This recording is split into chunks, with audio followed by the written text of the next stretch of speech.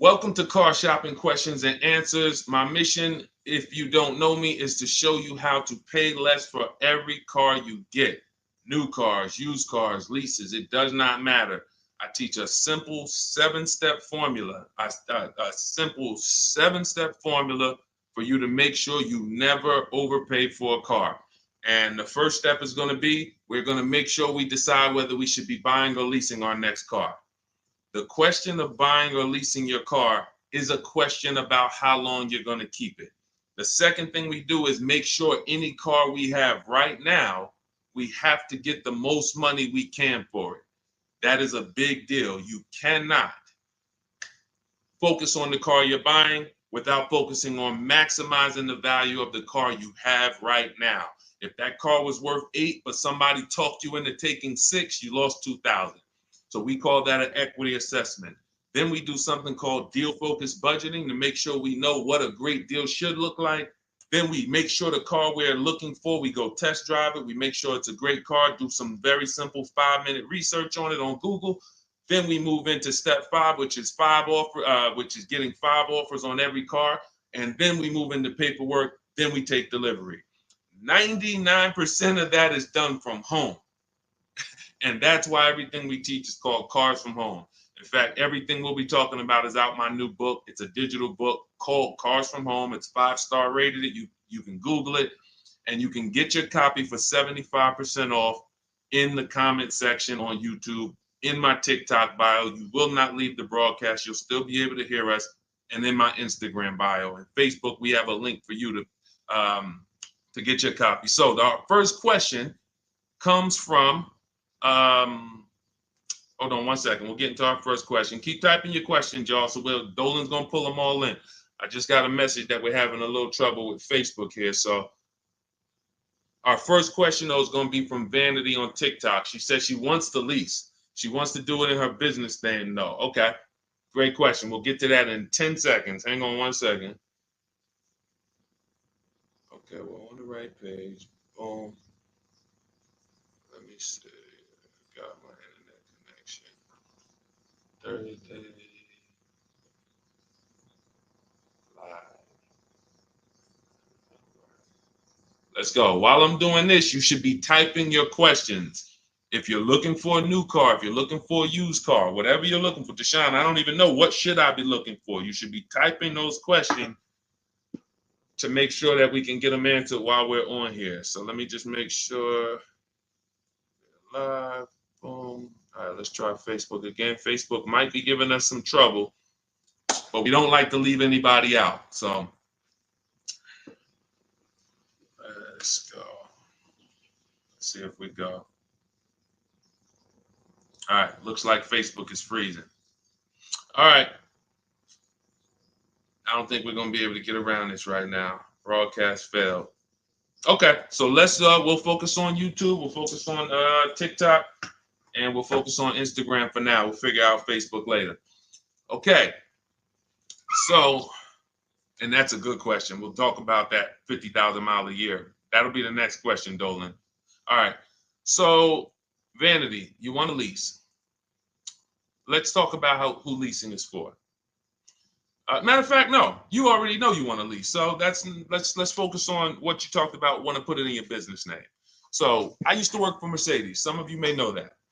I used to work for Mercedes for 5 years. I worked for General Motors for 5 years. That's where I started my career. And then I went to Mercedes. I worked there for 5 years.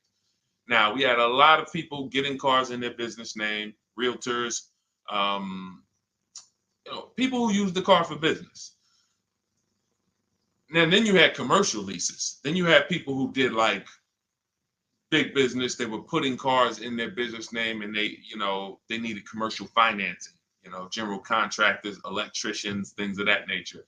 Most people, that's not going to be you. You're like the realtor. You are using your car and you're trying to see, well, can I put it in an LLC? Now, here's the problem that you need to make sure this is not you. We've never seen a day where anyone can come on and make a video, and if that video scratches the people's ear, if it's like, oh, that sounds like something I want to hear, then it could do well, and it could be totally wrong. So we have people telling people you can put cars in your business name. but the car is not going to be used for business. And here's the problem. When the IRS comes to audit you, they're not going to be around. So what you need to make sure of is if you are putting your car in your business name, you're actually using it for business. If you go and you get a couple hundred or a couple $1,000s a year in write-offs because the car is in your business name, and then you're audited and they ask you, well, what do you do with the car? And you tell them, well, I deliver cakes to my customers. I have a home business, but I deliver. Okay, great. Okay, that passes the test. Talk to your accountant. Talk to your accountant about this because I'm not an accountant. But if you are a teacher and you're buying a car in your business name and you have this LLC that you haven't really kind of decided what your business plan is, but yet you're writing off mileage or writing off payments or maintenance on your car, you have nothing to prove when they come and audit you. And you're not going to be able to say, well, I saw people. So it's just going to be a bad look. It's going to be very bad for you. So let's prevent that by just making sure that if you're going to buy a car in your business name, you'll be using it for business. That's very simple. And if that's the case, then everything's easy. I didn't even know people were going to put the car in their business name until the deal was done. Most times, like, the realtors, the thing, people would just be like, okay, I'm going to put it in my LLC. Perfect. So what would happen is instead of a normal credit application, you do a business credit application and you be the personal guarantor. Now, some people may tell you, again, there's tons of videos out there. Oh, you can put a car in your business name. You don't have to guarantee it. I don't teach that stuff. I've dealt with people who had fleets of vehicles that could not get a car in their business name without personally guaranteeing it. They had 10, 15 cars. Now, after you get, they might have not known because there's people you don't need that much, but it's not just easy to do. Maybe there's one bank that does, but again, I don't teach that. So if somebody said to you, you can put your car in a business name, no problem, no signing, no personal liability, then I always say go learn from that person how to do that. What bank does it? What car can I buy to do that? But the majority of people you're going to see are putting cars in their business name because they're using it for their job or they have a company, and that's it. Buy your car, learn to get your car to pay the best price for it, and then when they ask, whose name are you putting it in? You're putting it in your LLC's name. Super simple. It's not a hard thing to do. It's really based on your credit, but let me tell you something very important. I learned this the hard way. When I worked for Mercedes-Benz, I had a guy who came in, he bought an S550 from me. And he said, putting in his business name, all good. Now we get to the point where he calls me maybe a couple weeks after, and he says, hey, did the finance manager put the car in my business name? I said, yeah, absolutely. He said, it's still showing on my personal credit. I said, really? Because the whole point of putting the car in the business name is if you have two cars in the business name, the income from the business should be making sure that those $1,000 in car payments don't come off your debt to income. Don't come from your when you go and apply for new credit. If they see, wait, you got all these car payments, we're not giving you any more credit. That's the purpose, is they should not show because they're under the business. But there are certain banks, and in 2019, Mercedes-Benz Financial was one of them, who even if you put the car in your business name, they're showing it on your credit report. And again, that wasn't a happy day for me, but the finance manager didn't know either. So it wasn't even like, it was like, so I've been telling everybody since then, if your goal is to put your car in your business name so it doesn't show on your personal credit, make sure you talk to a finance manager that works in that brand and you make sure that it is not going to show, because sometimes it does. Great question. Go ahead, Dolan. I see we got a lot more questions coming in, so let's keep it moving. What's going on, Alex Rios? Good to see you, bro. Yeah, good to see you. Vicky, good to see you, Anthony Lewis. This is from TikTok. What's the best way to buy a Tesla? So you can't negotiate a price on a new Tesla. It's one price. You're going to order the vehicle. You don't have to worry about overpaying for the vehicle. Here's what you do need to concern yourself with. How are you going to acquire it? Are you paying cash? If you're paying cash, then there's no negotiation. You go, you drop your check, no problem. If you're leasing it, you need to make sure that you're not overpaying for the lease. We have something we could see. All right, let's get into the meat and potatoes of paying less than everyone and making sure we don't actually overpay for anything. We have something, the 1% lease rule has been around forever. That means if I'm looking at a $40,000 car, when I shop, if I get a payment under $400 with no money out of pocket, it's a steal. In my book, I call that the steal. We have 3 different types of lease outcomes. The steal is 1% or less. The deal is between 1% and 1.5. Time to chill is over 1.5.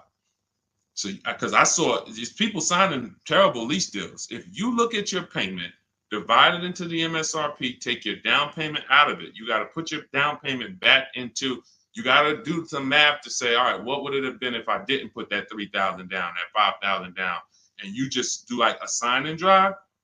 If you divide that payment into the MSRP and it's over 1.5%, there's no value there for 12,000 miles per year. We adjusted. We got 15,000. Jen just got it.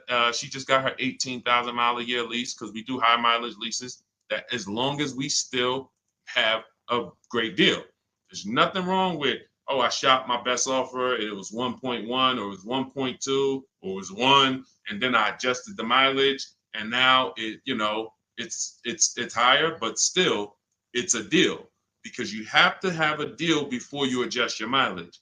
But if you do that and your payment's over 1.5%, there's no value in leasing that vehicle. You're paying too much money for a vehicle you're giving back. Say, what's up, Parth Patel? Good to see you. Same thing with 4-year leases. Add up all the payments. You'll see. I had to create these boundaries because people didn't know they're overpaying. People didn't know why. It's too much money for a vehicle you're not going to own. Leasing is a value play. It's okay, if I'm going to spend $400 a month, what's the most vehicle I can drive for $400 a month? Well, some people for $400 a month, they're driving a $30,000 vehicle. Some people for $400 a month, they're driving a $40,000 vehicle. Some people for $400, they're driving a $50,000 vehicle.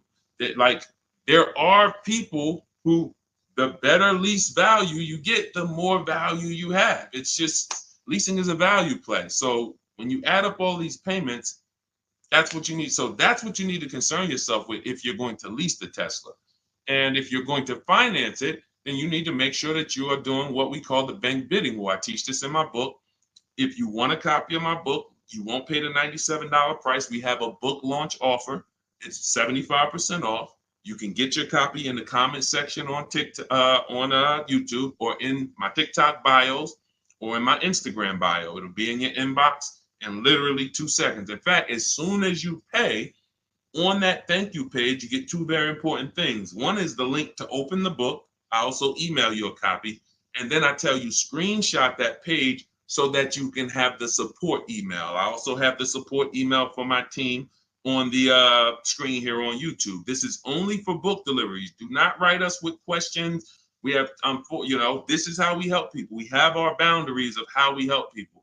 I don't take questions from email. That is to make sure you get your book, just in case you type your email wrong. But in there, I teach something called the bank bidding war.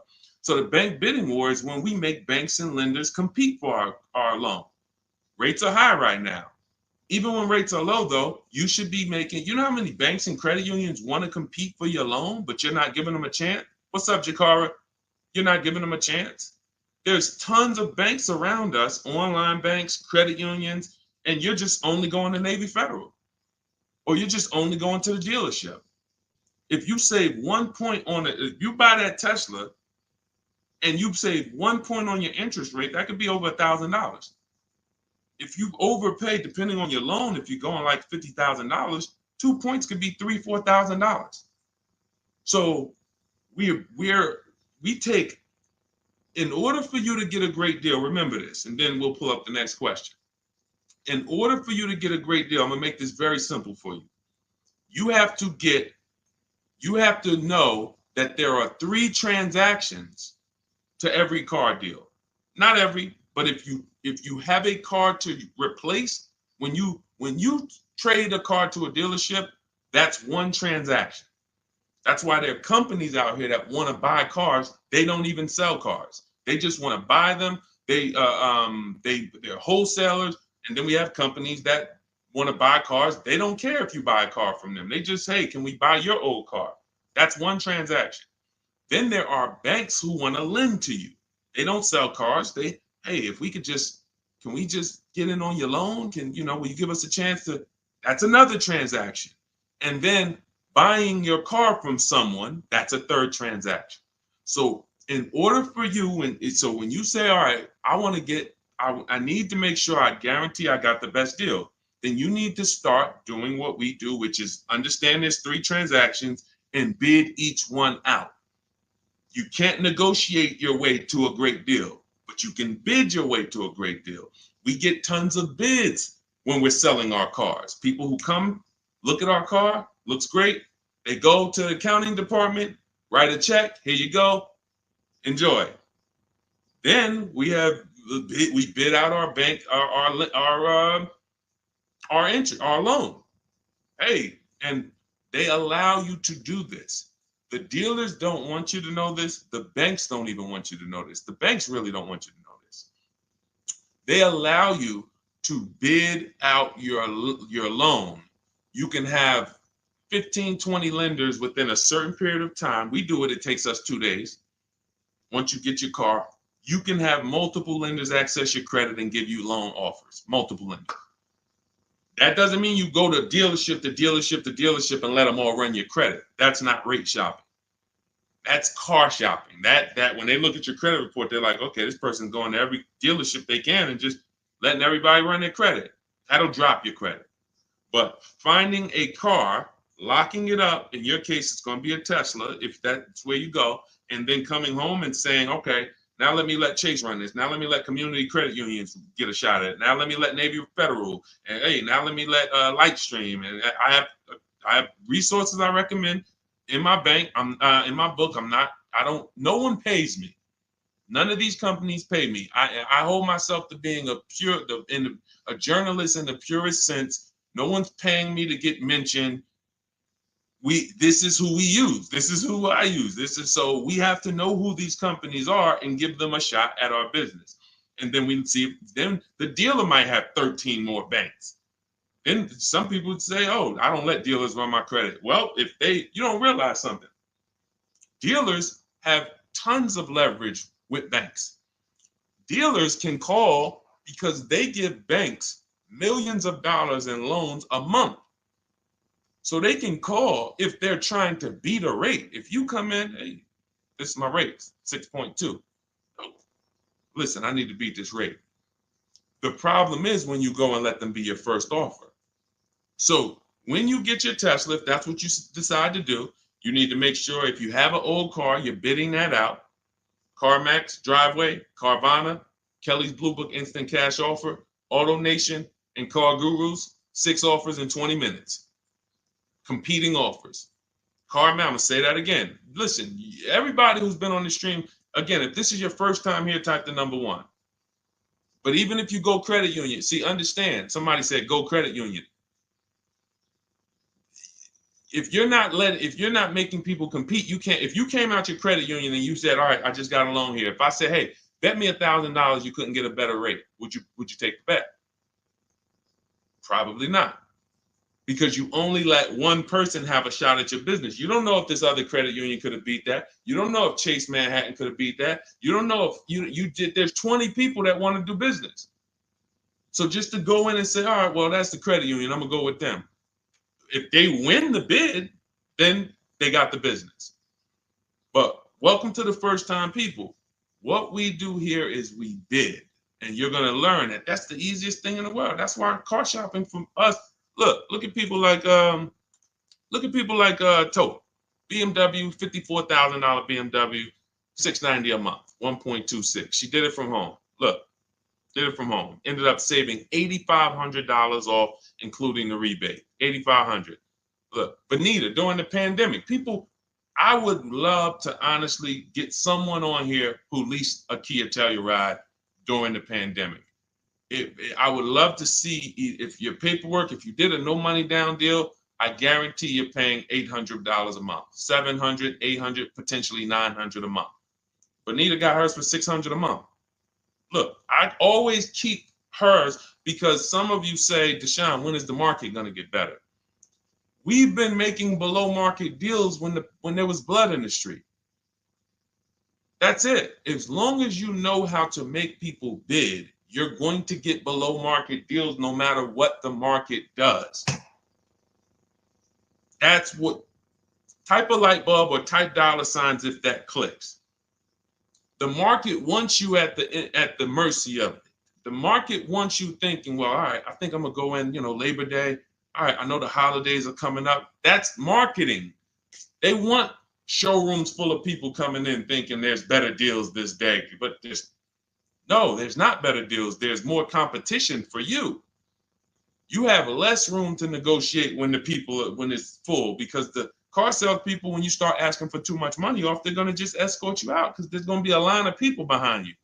Listen, Mr. Jones, hey, I'd love to do business with you, but we got people walking out the showroom. It's it's a busy day. We don't have enough salespeople. This is the best offer. It's less leverage when you go in there on a weekend. It's less leverage when you go in and the place is full. It's all perception. They're ringing bells. Ding, ding, ding, ding, ding, ding. You're like, okay, everybody's buying a car. I don't want to leave here without a car. That all works against you. That's why it's not about the market. It's about you understanding that I can get great deals today when I learn to make people bid while I sit at home. And that's what I want you to get in my book, Cars from Home. It's a digital book. The reason it's a digital book is because I updated Vroom went out of business earlier this year. Had to update the book. Had I mailed you a copy of that would be irrelevant. But as soon as something happens, we go into the master file, update it. You got the new book. Vroom's gone, and you never even knew Vroom was there if you just got it. That's the whole point. Now you can get your copy. You can pull up the next question, Dolan. YouTube, I have a link for you. It's only good for 30 minutes, though. I'm not putting the welcome offer out there indefinitely because I'm incentivizing you to take action. The book is normally $97, worth every dime and more. That book is going to be one of the most valuable books to your bank account you ever bought. But as part of our welcome offer, you can get it for $97. You can get it for 75% off in my TikTok bio, in my Instagram bio. Go there now, get your copy, come back to the stream. Make sure you save the thank you page because that's where your book is. I'll email you a copy as well. And that's where the support email is, just in case you look in 10 minutes and that book's not there. It's usually because there's a typo in your email, but you'll have the support email so my team can get it for you. Okay, go ahead, Dolan. Shoot the next question up, brother. Okay. And could everybody who's enjoying the broadcast share this with one person? I appreciate you. Gail from YouTube, how are you? Should age be a factor if you lease or finance? That's a great question. Oh, she's 70 years young. No, it's only a matter of how many years you're keeping the car. I'll give you an example. Felicia came in she started working with us, pandemic. I might have a picture of her BMW she got. She never thought she could afford a BMW because who knows how every $5,000 on a car loan is about how much per month.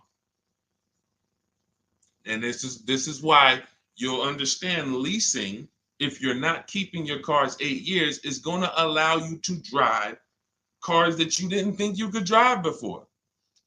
I had 4 Infinities that I leased. Before I bought this Infinity truck, I had 4 that I leased. And I know I'm talking to some people and you're like, Deshone, I was taught never lease cars. If that's you, be honest. Type I was. Type, me or I was. You were taught never to lease. I want to tell you that the people who taught you that, the people who programmed you, Dave Ramsey might have been one of them. Dave Ramsey does a great job helping people get out of debt, helping people invest in the stock market. God bless Dave Ramsey. He's helped a lot of people do that. But when it comes to cars, he has cost you more money than he's going to give you back. The bad leasing advice is totally wrong. And in fact, I'm going to prove it to you. When you look at a great lease deal. Look at Ansley. Ansley gets a 2024 QX60 Infinity $58,000 truck. He's paying $554 a month. Every $5,000 on a car loan is about $100 a month. So when you walk into a car dealership and you're shopping, you're looking at a used car, you're looking at a new, when you see $10,000, you should think to yourself $200 a month. You see, oh, I see you asking 25 grand for that. You should think $500 a month. Oh, that's a $50,000 vehicle, $1,000 a month. Because here's why that thinking will protect you, because that's based on a 5-year loan. The max I'll ever recommend you go is on the 6 years. You can go 6 years. But anything longer than that, now you're in the 40-year mortgage category. What do you mean 40-year mortgage? Who didn't know that there were 40-year mortgages available? I'll do you one better. Did you know there's 50-year mortgages available? Did you know that? Who right now would sign up for a 50-year mortgage? Anybody? We got a bunch of smart people on here. Anybody signing up for a 50-year mortgage? No? Okay, I didn't think so. So when you go in and you see $1,000 car and you say, all right, every 5,000 is $100 a month. That's gonna cost me about $1,000. If you go in there like a lot of people do, and this is again, look, I gotta break the bad news to you. I know that some people like Deshone, I don't like bad news, and you're not gonna like what we do here. That's just it. But here's the thing: I don't leave you there. I give you the bad news to try to show you how much money you're losing, so that you can actually snap into it and get serious about this and start winning the way we win. If I just come to you and say, you're doing so good, your car deals are just so good, that used car you bought, man, you really paid a great price for it. You really got a quality car. You got a below market deal, but let me help you do better. You'd be like, no, I'm actually doing good. I have to come to you and let you know that if you don't know the new price of the used car you bought, you don't know how much it was when it was new. How do you know how much discount you saving? All of these things that is like bad news first, that's what we got to do. So when you say if you don't know that every 5,000 is $100 a month, here's what you do. You go into the dealership and you say, all right, you look at the same $50,000 car that should register at about 1,000, and you say something like this. Could you get that to like 700, something like that? Okay, how much money could you put down?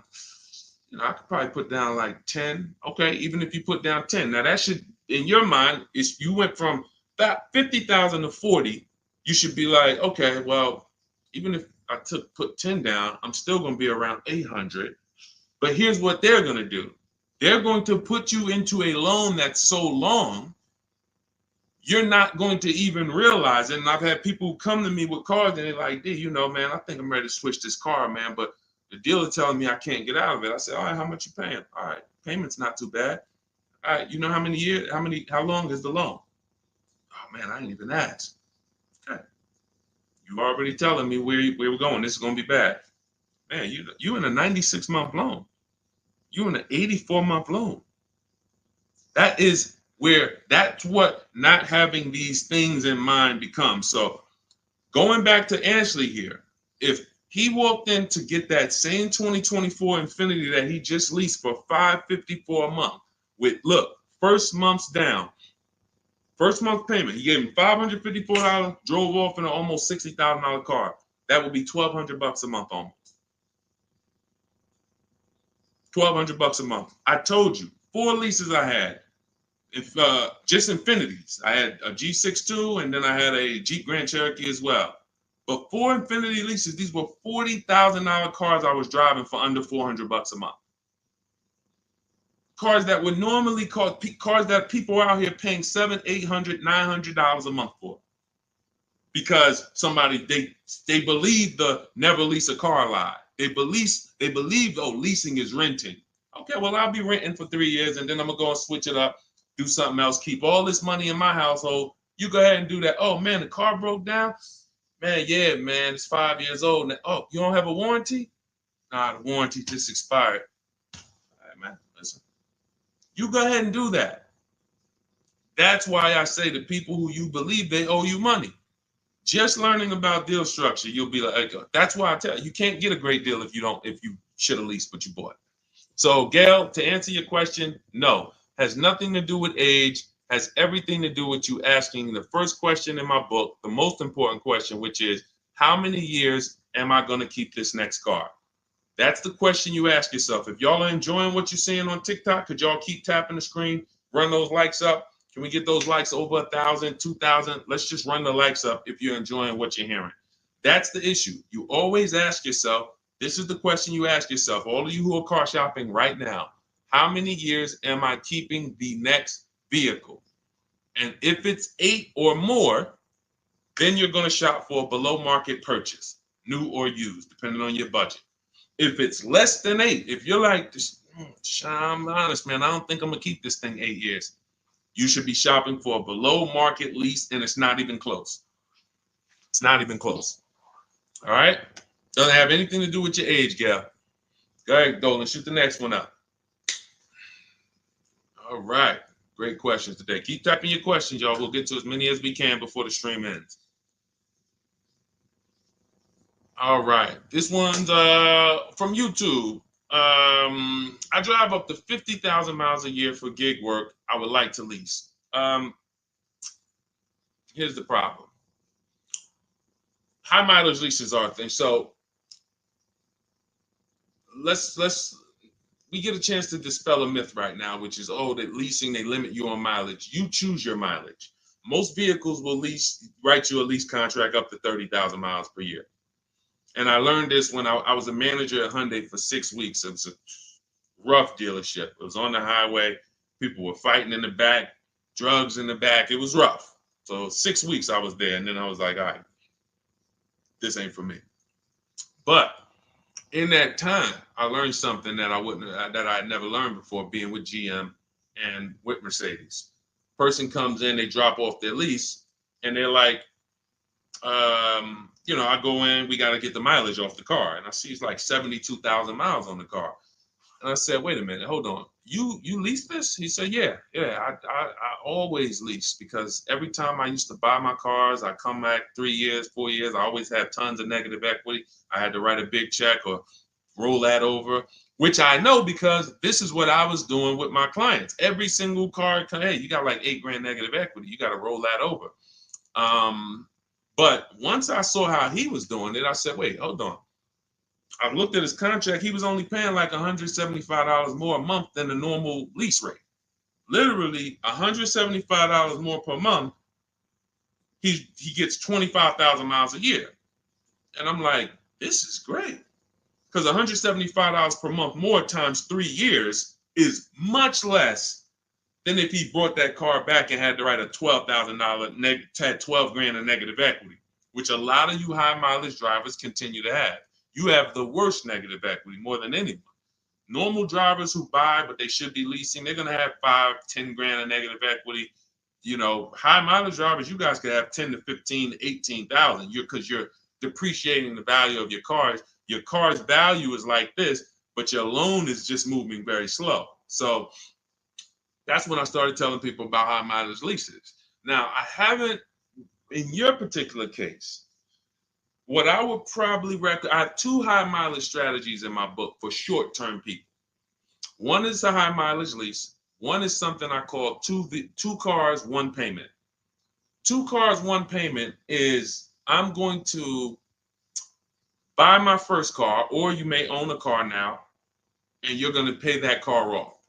So let's say I'm you and I'm putting 50,000 miles on the car. You should be, quite honestly, paying these cars off sooner than later. You shouldn't be taking 5- and 6-year loans like everyone else, because I would assume with you putting 50,000 miles a year on a vehicle, that vehicle is making you money. So what you're doing when you take a long loan is you're just pushing your losses to the back. Instead of taking a shorter loan, like a 3-year loan, max 4, and then saying, okay, I'm going to drive 50,000 miles per year, 200,000 miles, I'm coming in, I'm going to turn this vehicle, and I'm going to have it paid off, though. What you're doing is say, all right, I want a lower payment. Instead of a 4-year payment for, $650, $700, I'm going to take a 6-year payment for $400. So what you're doing, you think you're winning, but you're actually losing, because it's like that extra $250, $300 a month you're making is actually not profit. You're just you're pushing your losses to the back, because when you come back in 4 years and that vehicle has 200,000 miles on it, it's going to be worthless, but your loan is going to be like 17 grand still. You're going to owe so much more money, and you're like, wow, what do I do with this now? You have to roll it over. So the solution would be to take a shorter loan, take a shorter loan, and then turn the cars when you're ready to. They're paid off though. So it's a couple years old, it might be worth 5 grand, 7 grand. So now instead of you actually having negative equity, taking losses in the back end, pushing that loss to your next vehicle because you're rolling it over, you actually have an asset now, 5 grand, 6 grand, 8, that you can use towards your next car. But it's all about knowing I'm going to take less profit per month.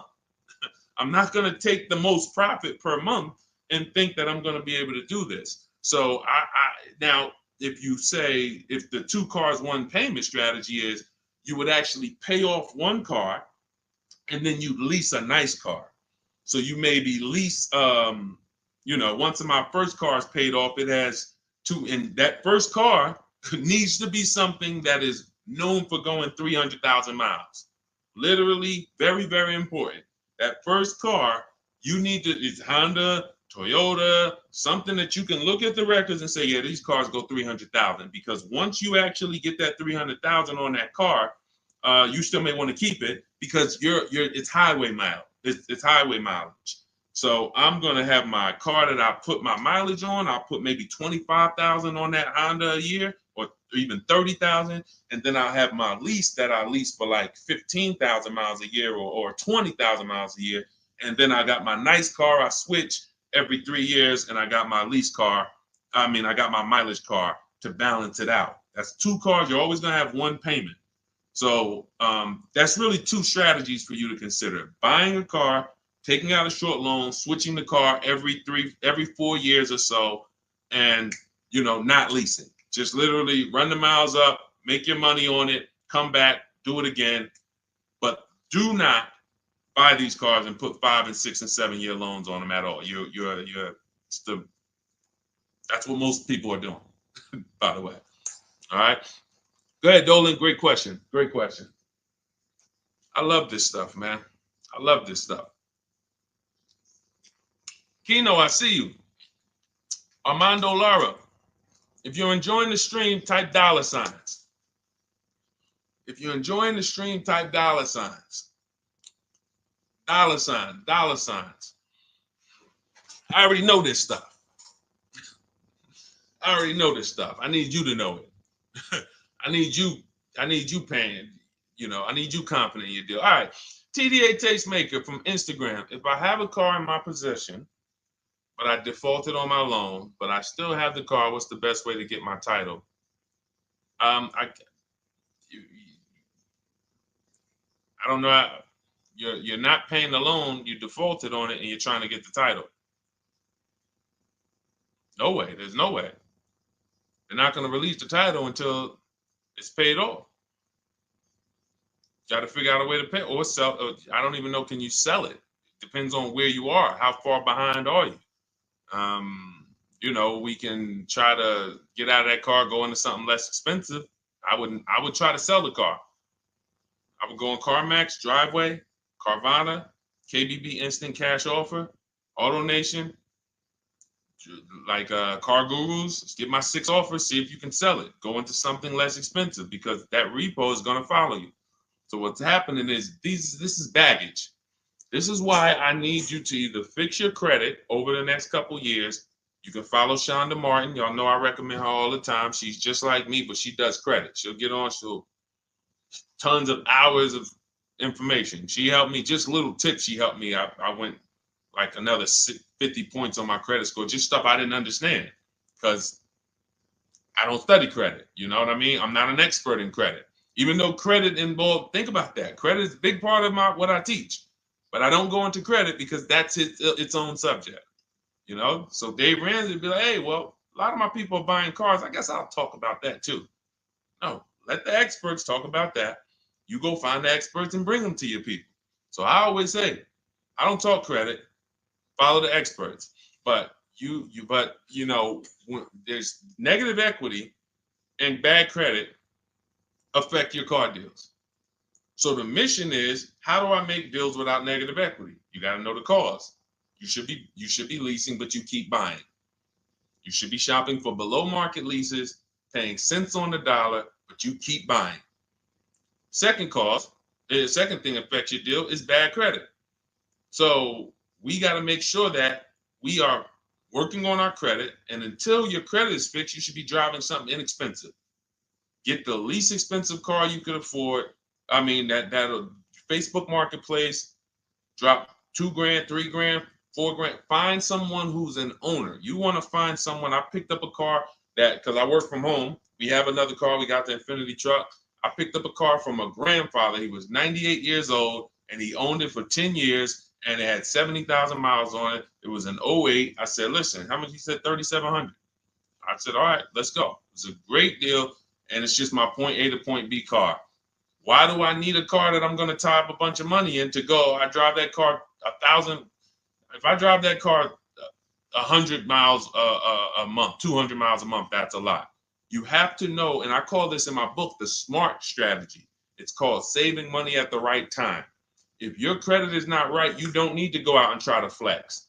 You need to be trying to get something inexpensive. Oh, but they're going, man, I can't pull up like this. Then you go ahead and be financially foolish. Go ahead, pay 19%. Go get the Dodge Charger you want and pay 20% on it. And you're gonna overpay for the car. Go ahead, do that. But don't say I told you to do that. So what I'm doing is I'm getting an inexpensive car that I'll find on Facebook Marketplace that an owner has had in their driveway. They know everything about it. Pick it up for a couple grand. Don't buy from these dealers who pose as owners who just got the cars from auction. You ask them, hey, how long you had it? Hey, what happened? They don't know anything about it because they just got it. And I'm getting an inexpensive car until my credit is established. And what I would be doing is literally driving that car for 18 months or 2 years, getting my credit right, and then I'm going to lease something brand new. And be like, Dad, so you just went from that car to pulling up with something brand new? How you do that? I had a plan. That's how we do.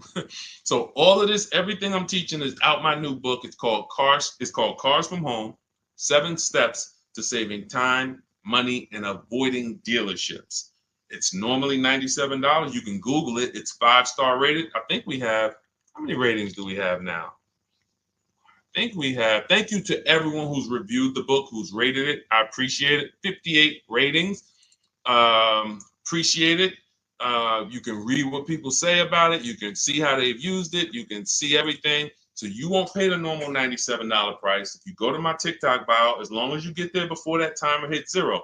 If you went to that page and that timer started clicking, once it's 0, it goes back to $97. You won't get the 75% off.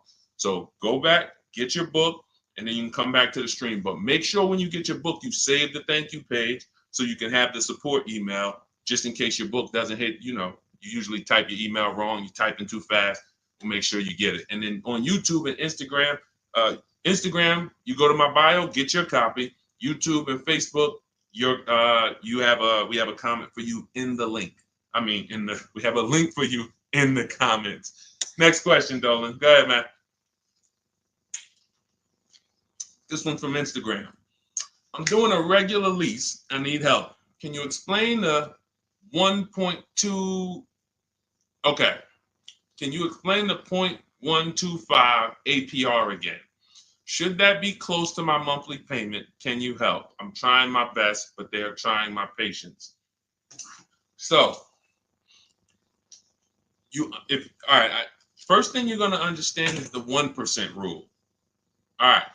When we go out to lease a car, in our deal focused budgeting step, this is something in our step 3 in my book. It's 7 steps. It's called deal focused budgeting. That means we are budgeting for what a deal should be, not for what we could spend. So if we're looking at a car that's $40,000 and we're like, okay, I'm going to shop for that car. When we're basing everything on the 1% rule, which is 1%, a 1% payment is 0.01, 0.01, $400.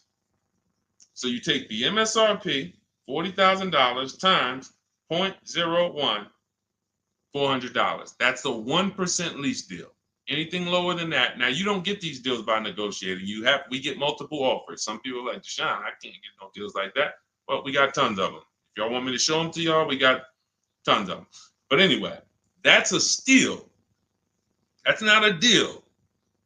I call that a steal. Anything less than this, you stole a vehicle. Now, the 1.5% rule, which is 40,000 times 0.015, that's the max. That's the max. We're not going higher than that because once you add that up for 3 years, 36 months, 21,600, that's right around the cap of where we're gonna, because you got 40,000 plus taxes and everything like that. So call it around 43, 45. You want to pay no more than like 21.6 over 3 years. That's the cap. And if that's the best offer, it could be the lease program. They don't have much support. They got a high money factor. They got not much rebates, high demand, whatever it may be. But once we get 5 offers, if it's over 1.5%, we don't get those cars. So now what this person's asking about is that middle point, which is 0.0125. So we take the 40,000, we say 0.0125, that's going to be 500. So anywhere under 1.5 is a deal. Anywhere under 1.5 is a deal. The lower it is, the better it is, the more value it is. But the lower it is, how does it get lower? You're not negotiating it lower. You're getting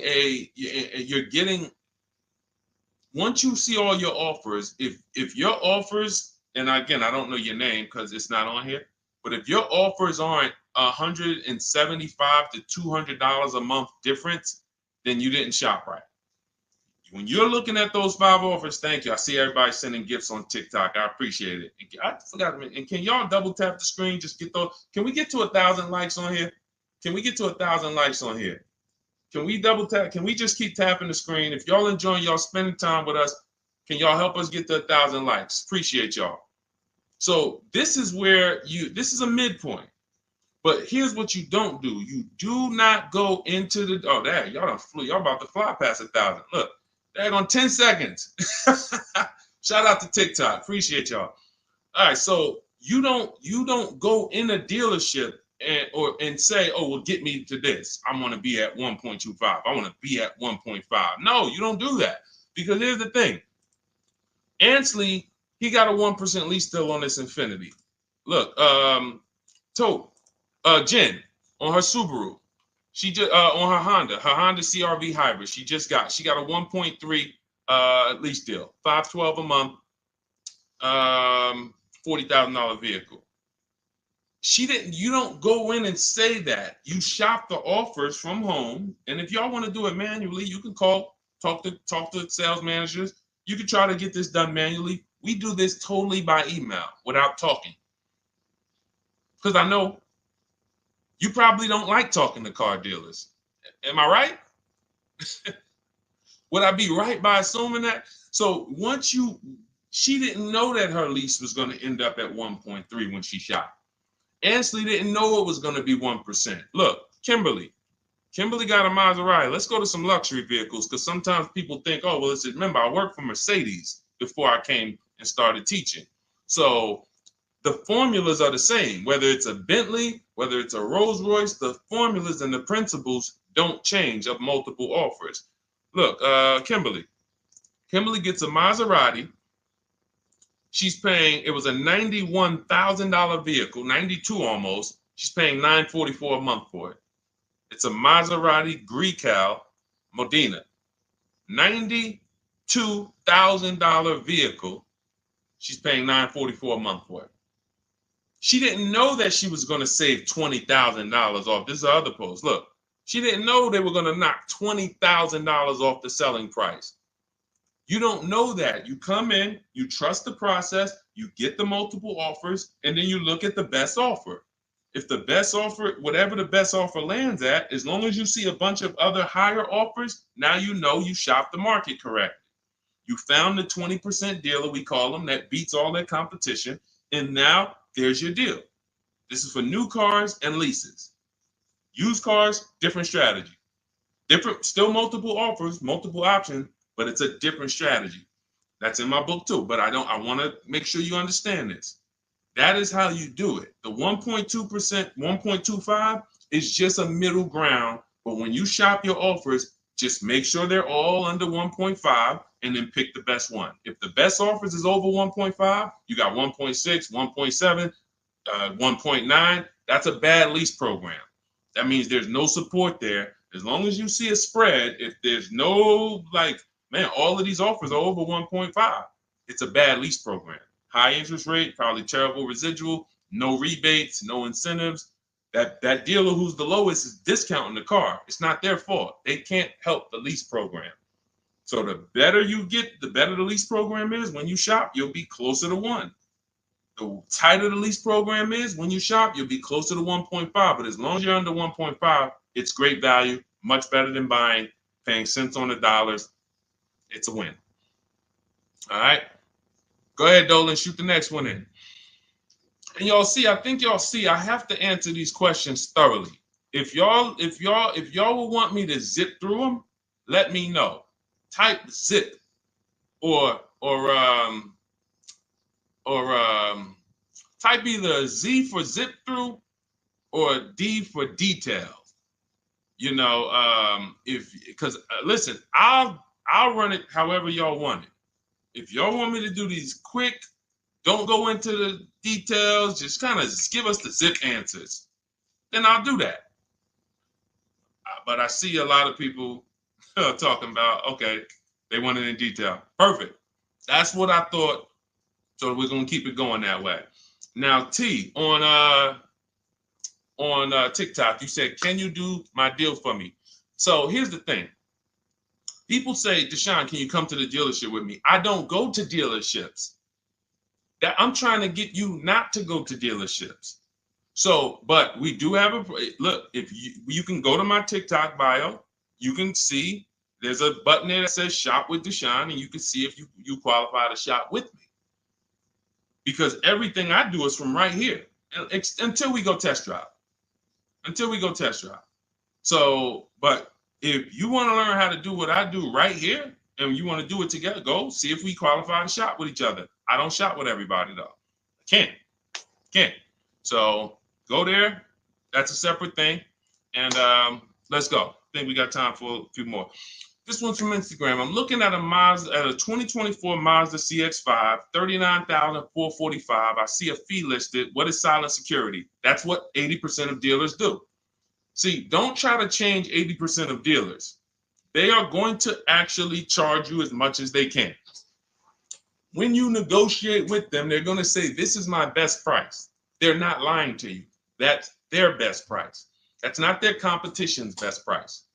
So when you're sitting at home, unfortunately, I think you could be from this mindset. Deshone, aren't all the Mazda dealer prices the same? There are people who think that. There are people who think like, okay, it's like the Apple Store. Like Apple Store next to me, Apple Store in Santa Clara, California, Apple Store in here, it's gonna be, these are all the same price. I'm gonna just deal with who's closer. It's like McDonald's, right? Same price here, let's go to the closest McDonald's. Nope, it's totally different. These are competitors. These are competitors, individually owned franchises. They compete against each other and they try to beat each other, which is why when you get to a dealership, what don't they want you doing? I want to give y'all some time to type this in. What don't they want you doing? Once you sit down in that seat, if they can get you to sit down in that seat, which we don't do. We never talk numbers in a dealership. We're there to test drive. What don't they want you doing when you're in a dealership? Y'all don't need to hear this from me. You've experienced it. They don't want you leaving. Thank you, Smokey. Thank you, Smokey. Newberg, yes. They don't want you to leave. Luis Soto, I see you on Facebook. Don't leave. Look, you had, so now, see, as we pull back the curtain, there's new brain cells that are being developed now, things that you weren't aware of. Now you'll see why. That's why. Because the last thing they want you to do is shop their competition. Their last thing is, hey, what can we do? Just tell me what we can do. That's why they're just gonna sit there. Hey, come on, tell me what's gonna make you happy. Well, what's gonna make me happy is you give me time, let me go home and actually, shop around a little bit. But is there a number? Is there a number that I could offer you where you wouldn't even shop? These are all trained questions to keep you there. I call them the showroom shackles. It's like as soon as you sit down, like a little, boom, little handcuff comes out. You can't go too far. So this is what you want to avoid like the plague. We do not talk numbers in dealerships. We don't talk to salespeople unless we're there for a test drive. These are things that everybody who I'm sharing with you, from Greg to Danielle with her Audi lease, Eddie on his pre-owned, on his Toyota, got a brand new Toyota last year, still during the pandemic. It was still, look, he said, I shopped around. I was able to get everything I wanted, plus more, $2,086 under MSRP in a 1 week window. 1 week. So this doesn't take a lot of time. Some of you like, Deshone, well, I only got a couple days. Could I make a deal in a couple days? Look, not even Eddie. I'll give you one better. Look at Ansley. Ansley's got his, Ansley, look, on his 2024 Infiniti, he said, look, I started the process Saturday. I accepted a deal Monday. I need you getting these deals in 90 minutes. 90 minutes.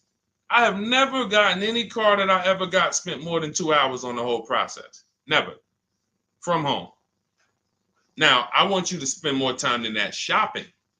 Shopping is deciding what you want. Going test driving, going seeing cars, seeing options, looking at cars, deciding that.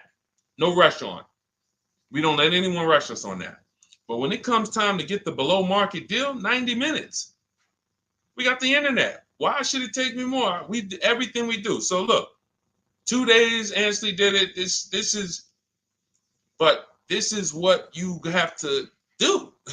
Like, get out of that old process of being trapped in dealership and realize, Messing King, the dealership you're looking at is just one of many. The whole area around us is one big marketplace. If there's 25 Mazda dealerships around us, you're going to know. I'm talking to all of these people. They're fighting for my business in my email. They blowing my email up. They all want to sell me a car, and may the best dealer win.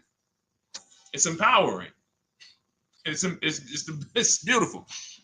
So everything is in my digital book, Cars from Home, 7 Steps to Saving Time, Money, and Avoiding Dealerships. You can get your copy for 75% off as part of our welcome offer. How the heck did we go from 500 likes to 3,200 likes on TikTok?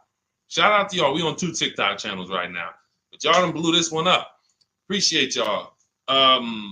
In my TikTok bio is your copy of Cars from Home. You'll also get the bank bidding war blueprint for those of you who are financing, and teach you how to make banks and credit unions bid, and everything step by step. You won't pay the normal $97 price. You get there before that timer hits 0. You'll get it for $24, which is 75% off. Same thing in Instagram. Go to my Instagram bio now. Before the timer hits 0, you only got 30 minutes. Get your copy for $24 instead of $97. And on YouTube and Facebook, we have a link in the comment for you guys to get yours for 75% off. All right, Dolan, let's roll with I think we got time. Let's see how many. Go ahead, shoot the next one up. Looking at the clock. I have front bumper damage on my Ford EcoSport and 3,500 negative equity. What should I do? There's only 2 things you can do to get out of negative equity and into a new car. One of them, there's 3 things actually, but one of them doesn't get you a new car. Negative equity, I call the bad credit for people with good credit. It's the only time I see people will walk in the dealership with a 750 or 800 score, they leave with no car. Negative equity stalled the whole deal. So what you want to do is you get your bids, Young King, you get your bids from these companies, CarMax. This will take you 20 minutes. This is step 2 in my book, the equity assessment. We need to know what the real equity is, what the real negative equity is, and we don't do that based on an algorithm typing in 2,000 this, and then in 5 seconds This says, oh, your vehicle's worth this. Now go fight for it. No, we get offers. So you're going to go to CarMax, Driveway, Carvana, Kelly Blue Book, Instant Cash Offer, Car Gurus, and Auto Nation. You get those 6 offers. Now, the best thing for you to do is to close the gap and pay the difference. So whatever your highest offer is, if you have the money, I will pay the difference, because none of those higher offers are going to be as good as no dealer is going to be able to get close to your highest offer over there. Now, a thing for you is if all your offers are under 10 grand, you can list that car on Facebook Marketplace. I would sell it privately if the offers are around 10. Once you get to like a $12,000 car on Facebook Marketplace, you're really limiting your options because people need loans. So not too many people can come in and stroke a check for 10, 12 grand. So your buying pool is going to be limited. But I would go that route, because if they come in and they pay you $2,000 more privately, now you might only have to come up with $1,000 or $1,500 to close the gap. I would prefer you to do that, because then you get to do a clean deal. You get to go shop for a car, or when you're shopping for your car, once you get it, you're selling your old car to this buyer, and your deal is clean. You don't have to roll any baggage over. Now, if you can't pay the difference, you now have to bring baggage over. And unfortunately, you have to do what we have a curse word here. We don't say it much. I don't like to use it. It's a curse word.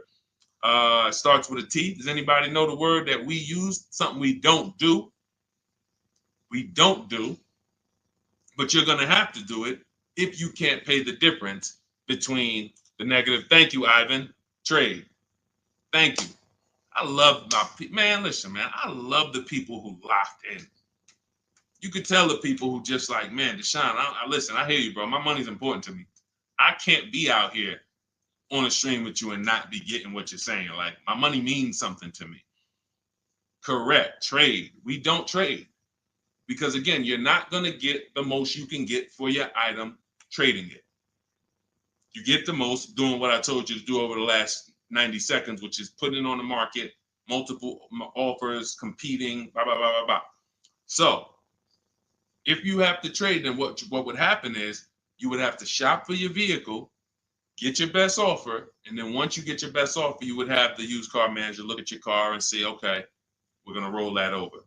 So, you know, if your best offer over here would have resulted in $3,500 in negative equity, when you get your best deal here, they're going to now, it's probably going to be $5 grand in negative equity, because they can't pay those prices that Carvana and Driveway and Auto Nation, they can't compete with that.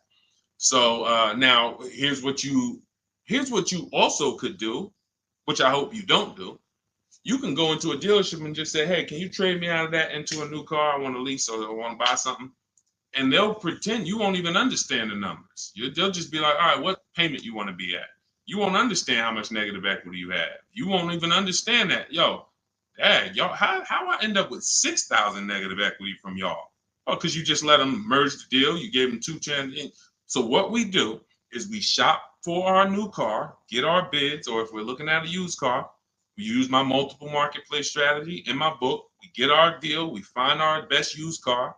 Once we lock it up, now we already know those prices. We know what our all-in price looks like, because whenever we get a price, we get it all in, taxes, everything in. And now it's like, all right, can you tell me how much you would pay me for my car? So now it's like, oh, okay. Now you can see, oh, it's 3,200 in negative equity. You need to see the numbers. You don't need to. I want you to see them so that no one can be pulling the wool over your eyes when it should have been 3,200 in negative equity, but they're going to turn it into 6 because you just came in and said, all right, y'all get me into a car. Just make the payment nice. So we always separate our transactions and bid them out, even if we have negative equity. That's not going to change. But in your particular case, if you have too much negative equity, you can't pay the difference. You lose the ability to bid out your car, which is a major part of what we do. We bid out our car so we can maximize that. If you can't pay the difference, you now have to trade, and one step of the bidding process you can't do, which is why I say stay out of negative equity. You should be going into a lease. It's no way. Only people who should be going from negative equity to another finance is if you had an emergency. which means like, okay, Deshone, I had a small car and my wife just had twins. Like, you know, I had a two-seater, I had a coupe. She's having twins. Now we need a bigger car. I was going to keep it 8 years.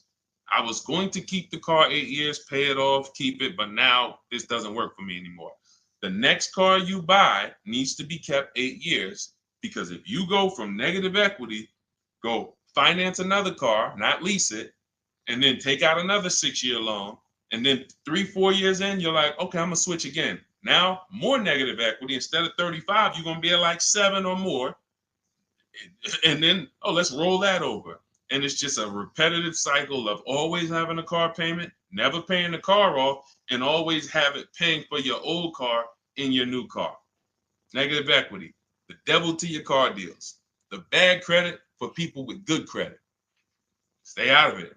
Learn the lease. All right, y'all. Listen, we just hit the hour mark. Great job. Thanks for everybody who tapped in. I hope you got a lot of value out of this. Again, some of you who are like, Deshone, I need the blueprint. I want everything you teach step by step. Walk me through each play. My book is called 7 Steps to Saving Time, Money, and Avoiding Dealerships. It's a digital book. It'll be in your inbox in literally 2 minutes. Go to my TikTok bio, use the 75% off link. Go there, you'll have it. But make sure as soon as you activate that link, Instagram too, you screenshot the thank you page. As soon as you pay, you get the thank you page has the book. You scroll down, it says click here to open your book. I also email you a copy, but I want you to have that support email just in case you type your email wrong or something and it's not there. You can get in touch with my support team so you can get your book immediately. YouTube, we have a link for you, as well as Facebook in the comments. Use the 75% off link. You won't pay the $97 price. But again, if you missed it, and that you was like, Deshone, I went there and that countdown is 0. It's back up to $97. It was a 30-minute offer, and I've been saying that for the last hour I've been on here. So it's still worth it at $97. There's no one who's going to get that book, use it, and be like, Deshone, that wasn't worth $97. You'll be like, Deshone, this is, I got a bunch of books on here. I'm going to end with this. I got a bunch of books on here. I'm going to be honest with y'all. I can't tell you if any of these books are actually saving me thousands of dollars. A couple. I got some good ones. Don't get me wrong. This will be a book, when you look at all the books you ever got, this will be top 3, guaranteed.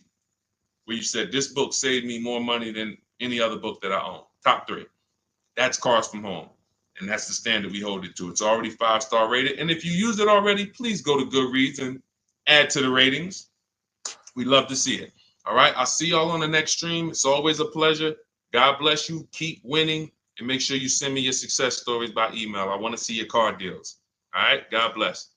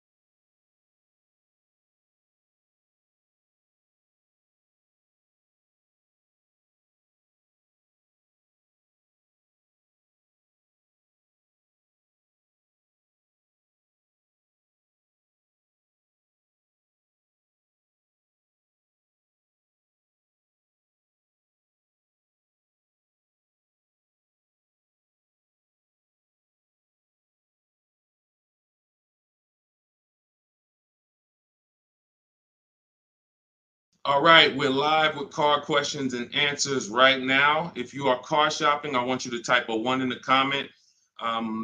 Right now, everyone's overpaying for cars. It is absolutely, it's crazy what I'm seeing right now. And as someone who spent 14 years in the car business, I cannot believe that people used to take car buying. People used to get okay deals. Back then, people weren't getting, hammered the way they're getting hammered now. But I see these deals. I get DMs all the time. People are sending me the prices they're paying, and I can't believe it, and I want to stop it.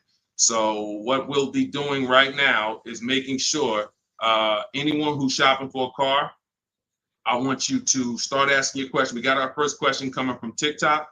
As you come in, share the broadcast with some, if you enjoy it, if you're enjoying what you're hearing as we talk over the next hour, tag someone in, because most likely one of the people that I'm talking about who's out here overpaying for cars is someone you know. So no, I guarantee you no one will ever be mad at you sharing my page with them. I don't tell jokes. I don't waste time. All we talk about is thousands of dollars and how to make sure you keep it in your pocket.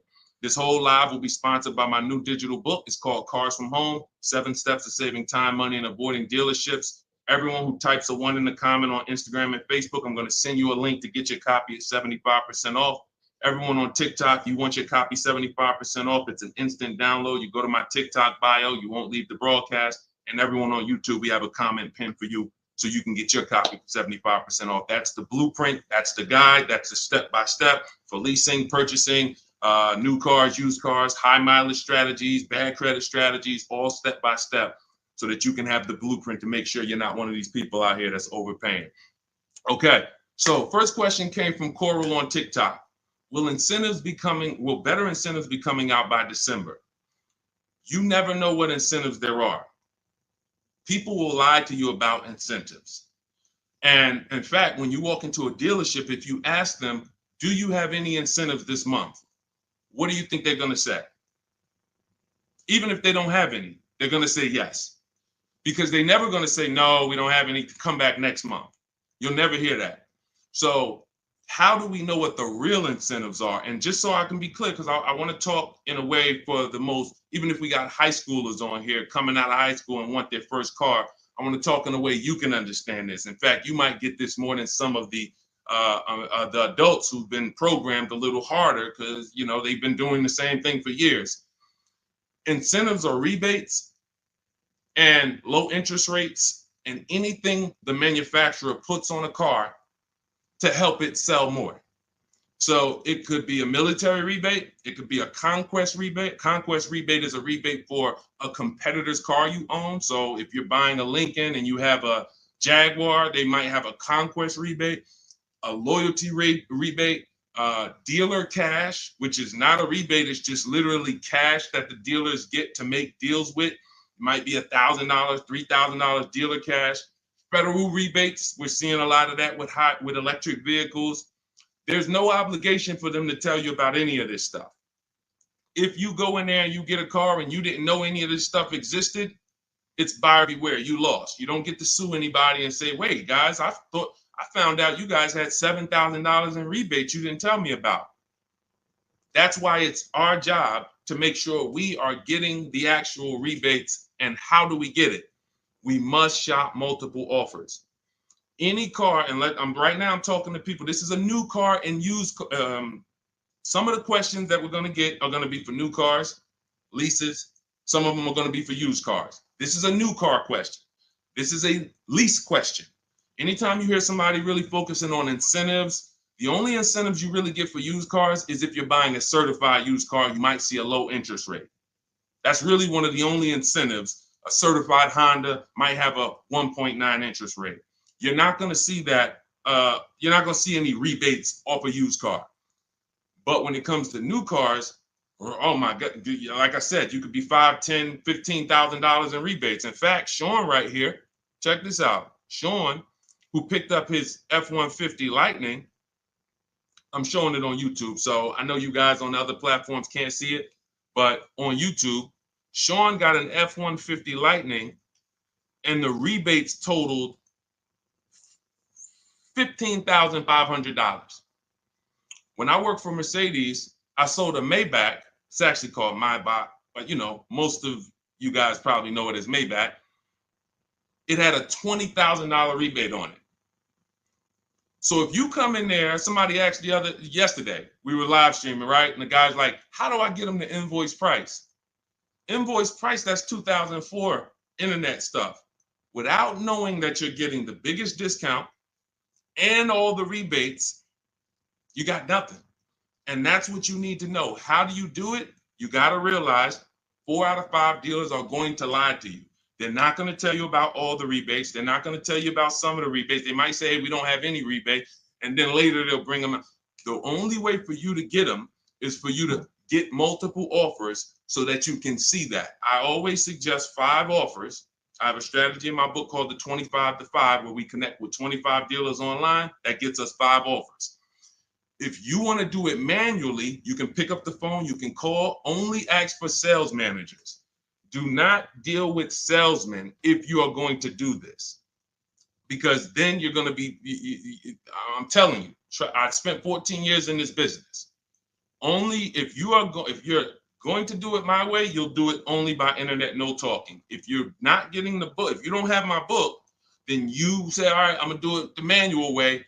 Call, only speak to sales managers, or your life is going to be hell trying to get these offers.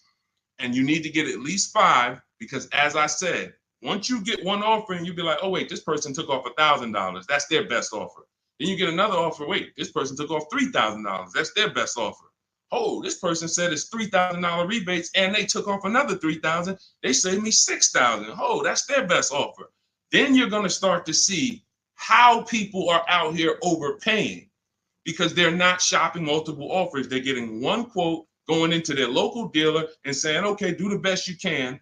And then they're signing just the deal, feeling, oh, I negotiated for 6 hours. This got to be a good deal. No, it's not. So you must, don't worry about what a day, Coral. Don't worry about, oh, the incentives will be good in December. Shop now, see what the incentives are now, and then shop them again next month and see if they change. And then in the holiday time, shop them again. But you're doing this by phone, or in my case, we do it by email. You're never going to be able to do this going into dealers. And I think for those of you if this is your first time on a broadcast with me, type first. First time you've ever been on a live stream with me, type first, because you may not be familiar with anything we teach here. Anything we teach here. And so this is going to be an unlearning process for you. I see you, Arlie. Good to see you. Okay, I see you, user 609. You don't have a name, so I see you, Nadine. Welcome. I see you, 357 Scene. I see you, I Spent Cinematic on Instagram. I see you, Just Too Blessed on Instagram. All right, well, type up everybody who's been with us for a while. I want you to type welcome to all the first-time people. I see you, Maurice Jenkins on YouTube. I see you, Libo on YouTube. Everybody who's been here before, you kind of know a little bit about the foundation, or you've been mastered this. Maybe you got cars using what we teach. Type a welcome to the first-time people, so we can let them know, welcome to the new way.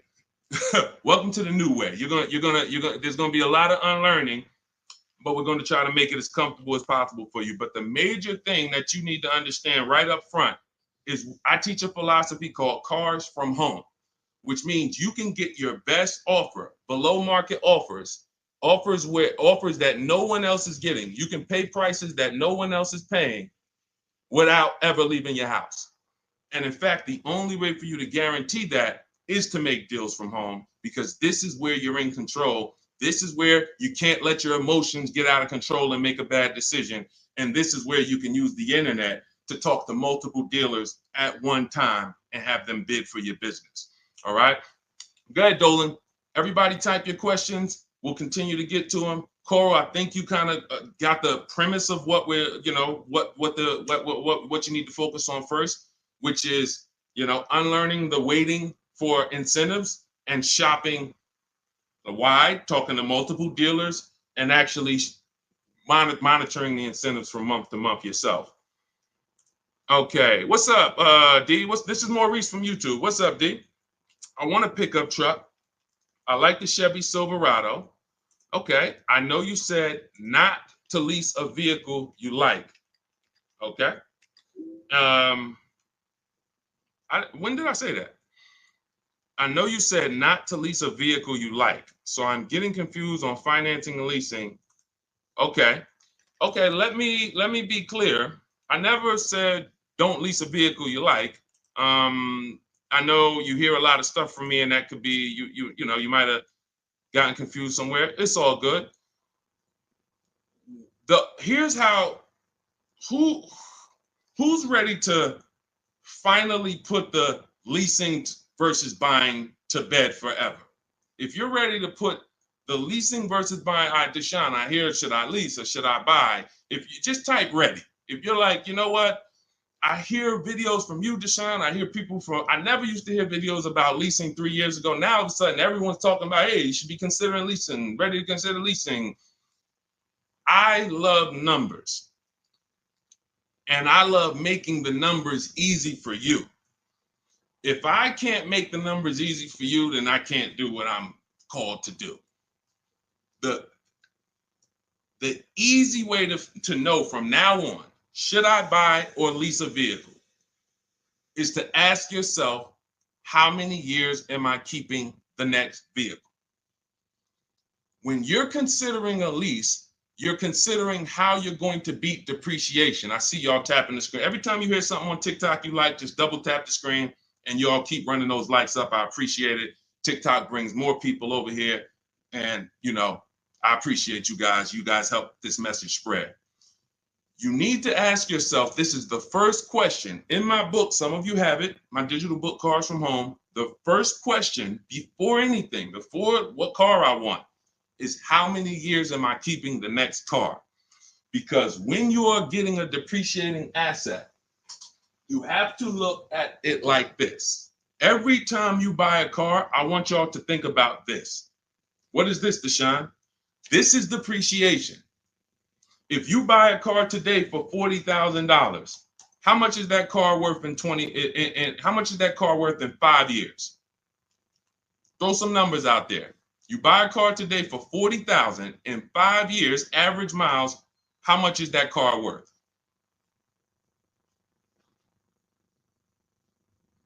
How much is that car worth? Throw some numbers. 22. That's a good estimate. That's a good estimate. 357 said 4,000. You're not losing that much unless you just bought trash. Now, there is something coming to electric car owners soon, and we'll talk about that. Remind me to talk about the huge warning I have for electric car owners before we end it. 20,000. Now, check this out. If you buy a car for 40 and it's worth 20, okay, that's good. That's half in 5 years. I think it's going to lose more than half in 5 years, quite honestly. But when you're getting your car, you're trying to ask yourself, how am I going to beat depreciation? How am I going to prevent having something that I tie up money in for 5 years and that money is just losing value every time? Now, the way you beat depreciation is to keep the car a long time. Who has a car outside right now that they've had it more than 8 years? Type me. You know, if you have that car more than 10 years or 8 years, 10 years, you're not worried about what it's worth. It's going to be worth the same next year, about the same next year as it is today. That means you beat the depreciation. That means your depreciation is no longer like this. It looks like this. Today, your car is worth $8,000. Next year, your car will be worth $7,500. You're not losing that much value. Now, if that's not you, Deshone, I don't keep a car that long. 8 years, are you kidding me? No way I'm keeping a car that long. You should be shopping for a lease. Because when you get a below market lease, let me show you what a below market lease looks like and why there's no comparison to a below market lease versus a person who's buying. I'll take a random deal. Let's take Rosalie's deal. Rosalie she just got an Infiniti. I'm showing it on YouTube. Y'all can't see it, but I'll spell it out for you. She just got a $60,000 Infiniti truck. She's paying $592 a month, no money down. She gave him $592, drove off. Now, she got that price by getting multiple offers like I teach. You're not going to walk into a dealer and get that price. She contacted dealers online, had multiple dealers submit offers. The best dealer came in at $592 for a $60,000 vehicle. That's what we consider a 1% lease or less. Major value is the 1% lease rule has been around for a long time. $592 a month for a $60,000 vehicle. On the opposite end, we got people going out buying that $60,000 vehicle. If they did no money down, that's a $1,200 payment. So it's not even close. And it comes down to depreciation. All you have to ask yourself is, am I going to shop for a car that I'm keeping more than 8 years? If so, I'm purchasing. Don't think about leasing. It's not even important. Don't even think. People say, Deshone, you think everyone should lease? Absolutely not. If you're somebody who has the discipline and values to keep a car 8+ years, you should not be leasing. You should be shopping for a below market purchase, new or used. But if you're not keeping a car 8 years, you are spending thousands of dollars more than a person who's getting great lease deals. It's not even close, thousands more every year. And they're driving better cars than you. So Maurice, the only question you need to know about leasing is, are you going to keep this Chevy Silverado 8 years or longer, or less than 8 years? If less than 8 years, you shop for a lease, brother. Okay? Go ahead, Dolan. Next question. That's the formula, guys. That is the first question you ask yourself. The buying versus leasing question. How am I going to beat depreciation? Nothing more important than that. Got to put your deal on the right foundation. Okay, this is 777 from TikTok. They repoed my car. Do I still have to pay for the remaining balance? Well, that's a credit situation. When they repo your car, it's going to end up on your credit, and until you settle that balance, it's going to be there as a repo, and it's going to hurt your credit more. So at some point, you're going to have to deal with that. It's not going anywhere. So what a lot of people, and I would tell you, everyone who's having credit issues, you should be following Shonda Martin, Road to 750 Plus on Instagram, on TikTok. She's on every platform, and she teaches. She's basically the me of credit. All she does live Q&As. She can, go rapid fire Q&A. And when someone can sit on a live and answer questions on the fly, like random questions, that's when you know they're an expert in their subject. And I've seen her do that dozens of times. So you should be following her to see how to deal with that repo in the best way. But for sure, it's not going anywhere until you handle it. Go ahead, Dolan. Next question. All right. This is called RAV4 EXL Premium versus CRV EXL. Which is better to negotiate discount with at a dealership? There's no way to know that. I know you want an easy way to see, which is going to give me the best discount. That's just not how it works. You have to shop the offers, and you have to see what the best offer is. If I'm shopping for a Honda, if I wanted a RAV4 EXL right now, I'm contacting dealers. I'm letting them know what I want. I'm reaching out to multiple dealers. I do it online. If you want to do it online, you can type the number 1 on Instagram or Facebook. I'll send you the discount link for my digital book, Cars from Home. You can use my scripts. All my email scripts, all my templates are in there, and you'll have the blueprint step by step. You can get your copy for 75% off in my TikTok bio or in the YouTube comments. If I was doing it manually, I'm calling and I'm getting multiple offers for this RAV4 EXL from multiple Toyota dealerships. And then I'll see, okay, the best Toyota dealer said they'll take off $4,000 from me. Okay, all right, cool. All right, now let me get the Honda deals done. So it's you don't know what it's going to be. Like give you an idea.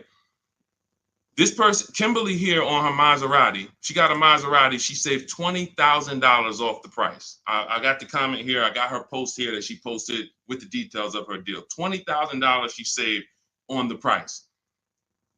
She didn't know that she was going to save $20,000 on the Maserati. There's no way to know. You have to shop the offers, and this is why you can't feel for the bottom. You can't hope, I think we're at the bottom. I think this looks like it's good. No, you don't know that. You don't know how. You don't know. You just don't know. I know you're looking for an easy way to do it where you press a button, and it tells you this dealer here, this Honda dealer in Madison, New Jersey, is going to sell the Honda at the lowest price and give all the rebates. That'd be cool. It's not going to happen because no one dealer is going to always be the best anyway, or they'll be out of business. If you beat your competition every single time on every car, you're not making any money. You'll be out of business. So at the particular time you want to shop, the mission is to find the dealer who is going to sell you the car at the lowest price, because every one of them is different.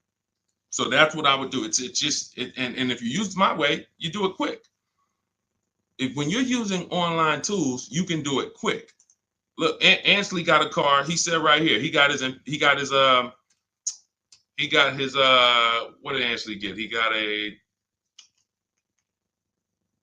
Infinity truck.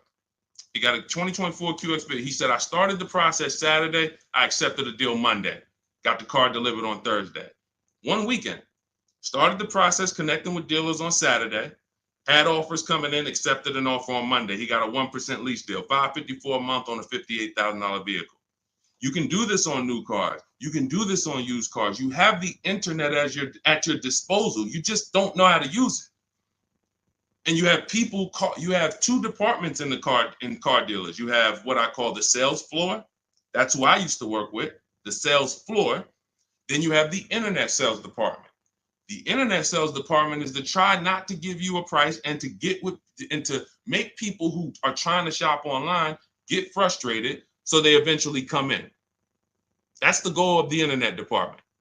And you have to know that the reason why it's hard for you to get quotes online is because you don't know what to give a dealer to get quotes. You don't know. You got to give them your zip code so they can work the tax. You don't know. They need to know what vehicles are in your household. You're getting defensive. Hey, why are they asking me for this? Well, it's because they need this stuff. That's why in my templates, I give you this stuff. They need to know what cars are in your household. They need to know when your deadline is. They need to know what your zip code is. They need to know what credit they should assume. These are the things this is why, Deshone, I tried shopping online, but it was so hard. I know, because you don't know how to do it. And if you admit you don't know how to do it, then we can help. But without unlearning, without saying, you know what, I need to unlearn this stuff that I was taught, you're just going to keep repeating that. So that's why I'm bringing you this and showing you people who are just like you. You have to shop the offers. And once you do that and you learn how to do it in 90 minutes, you'll be like, oh, I can shop any offer I want. Any car I want, I can find out what the best offers are in 90 minutes. But we got to get you there. Go ahead, Dolan. Shoot the next one up, bro. Unique Devo on Instagram. Car payoff 1 year. Should I trade it? 2015 still running. Well, it sounds to me like you want a new car. Look, the cost of replacement is expensive. If you're considering replacing your car, I always say it's always cheaper to keep it. It's always cheaper to keep it. If you can put, do you have a local mechanic? You should. Everyone who has a car, especially an older car, you should have a local mechanic. Why? Because a local mechanic is going to save you 50% off of what a dealership is going to go through. There's some people who religiously go to dealerships every time something on their car goes wrong or breaks. They go to the dealership.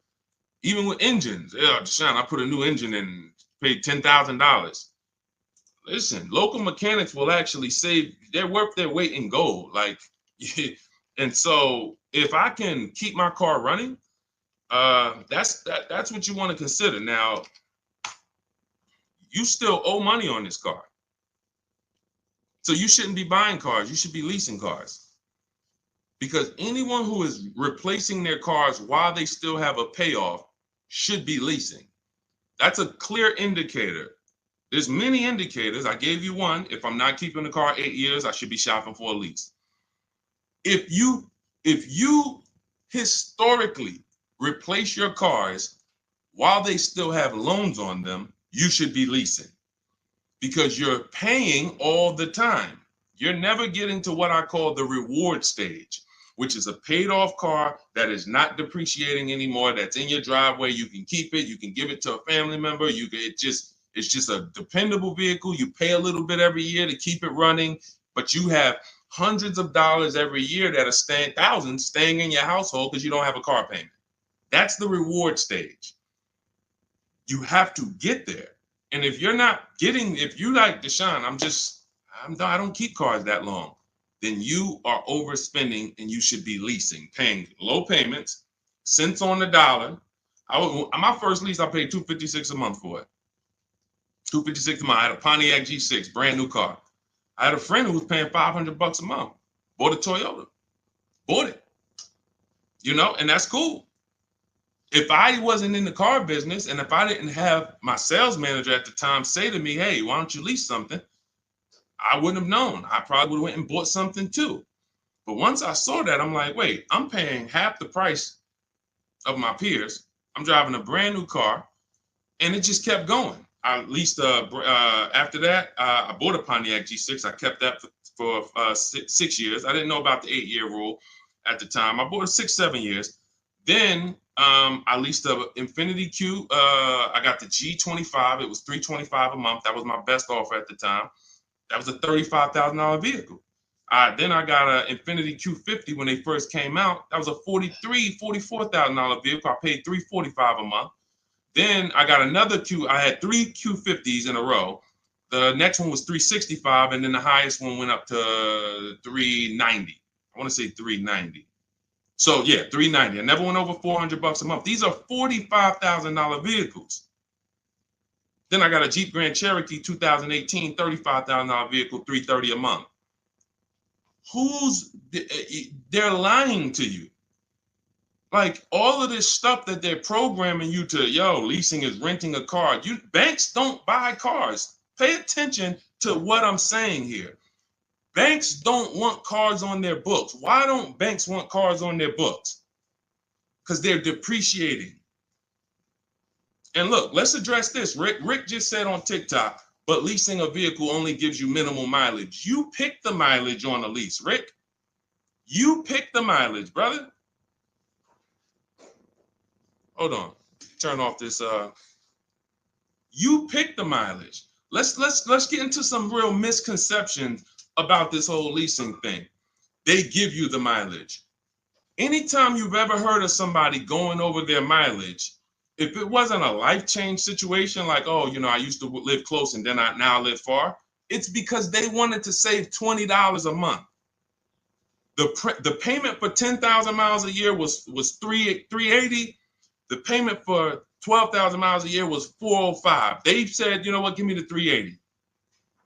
And then get ridiculous. If I go over, I'll just buy the car. Horrible. Why would you buy a car that is not meant to be bought? When you look at the price to buy a lease out, it's not meant to be bought. They don't want you to buy it. They want you to give it back to them so that they can sell it as a pre-owned car. So they say, bring this car back in 3 years, have 30,000 miles on it. You can buy it. You go over by 10,000 miles and then you buy it for the same price. It's just horrible. But it goes back to the fact you didn't pick the right mileage. The difference from 12,000 to 15,000 miles a year is $25-30 a month. So when you're sitting there and saying, shoot, all right, give me the 12,000, knowing you drive 14,000 miles a year, you just ruined your lease experience. Don't blame the lease. Don't blame the lease. We have high mileage drivers getting leases. First dude that I ever saw with a high mileage lease is when I was a manager at Hyundai. He brought his car back, had 75,000 miles on it, like 72. I said, you lease this? He said, yeah, man, I don't buy cars. I don't keep them. I bring them back. I'm in sales. I'm on the road. Man, I pay my payment. I bring them back in 3 years, get me another one. I said, this is interesting. Because the dealerships didn't teach me this. My customers taught me this. My customers' experience taught me these things. I said, whoa, high mileage lease. I saw his payment. This dude was only paying $175 more a month than a normal car payment.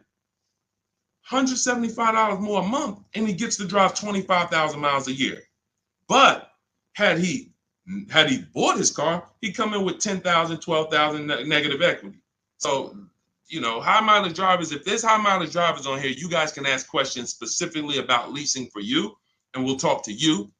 But man, I'm shouting from the hills and showing people proof that you cannot get a good deal if you buy your car, but you should have leased. People out here driving, we're out here driving cars, brand new cars for hundreds a month less than you. Because someone talked you into buying and said, well, but they're renting those cars. Yeah, all right, okay. All right, I've been renting cars then for the last 20 years of my life, driving brand new cars and keeping a lot of money in my household when other people are putting them into new and used cars. Okay, yeah, I'll keep renting it. Go ahead, Dolan. Shoot the next one up, brother. Quintel Jameson on YouTube. Can you talk about the best process for turning in a lease and getting a new lease? First thing you want to do is do an equity assessment.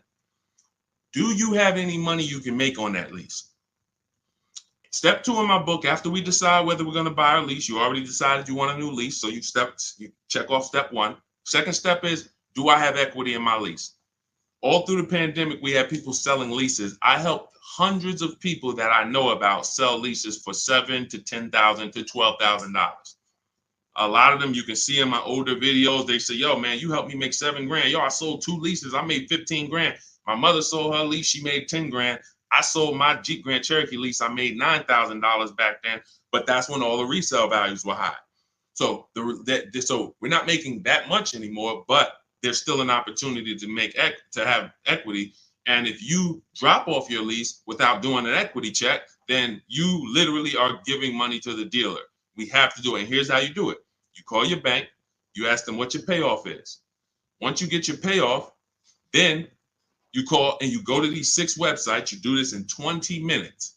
Go to Carvana.com, go to CarMax.com, go to Driveway, go to KBB Instant Cash Offer. That's going to connect you with a local dealer online to put a price on your car. All of this stuff is instant. And these are all companies that you go to, you look at they look at your car, they say, okay, looks good.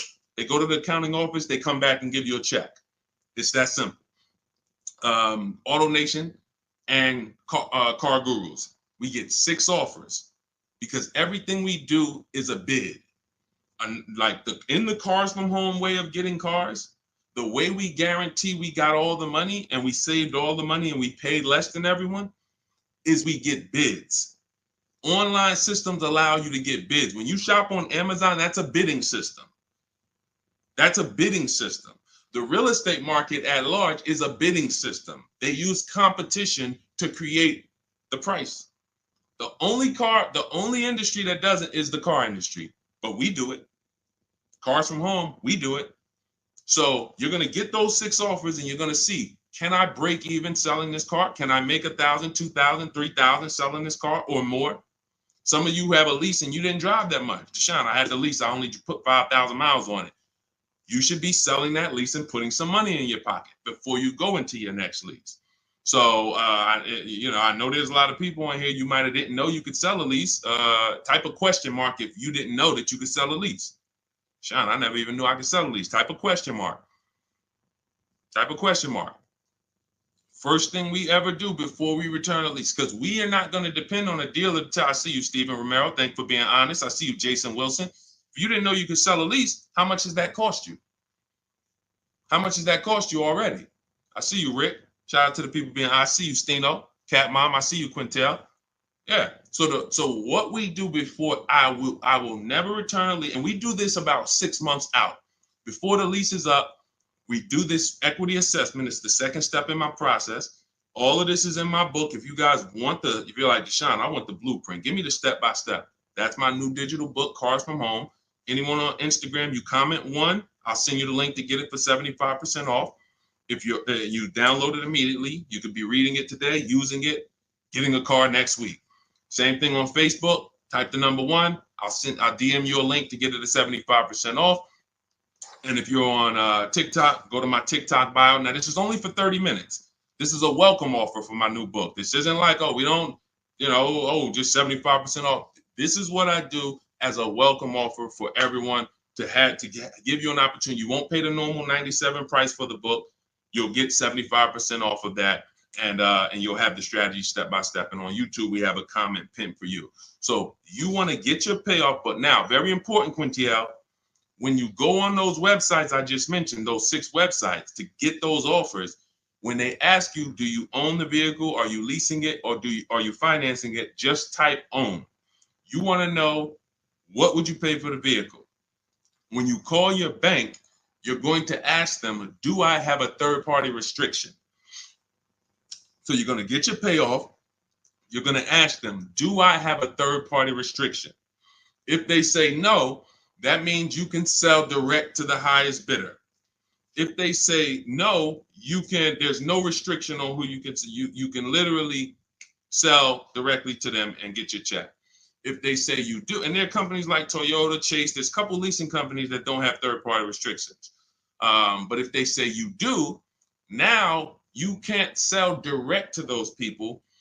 You can sell direct to a dealer that makes the same brand. So if Honda has a third-party restriction, you can sell to a Honda dealer. And that's when we have conversations with a used car manager. Again, we don't talk to salespeople, y'all.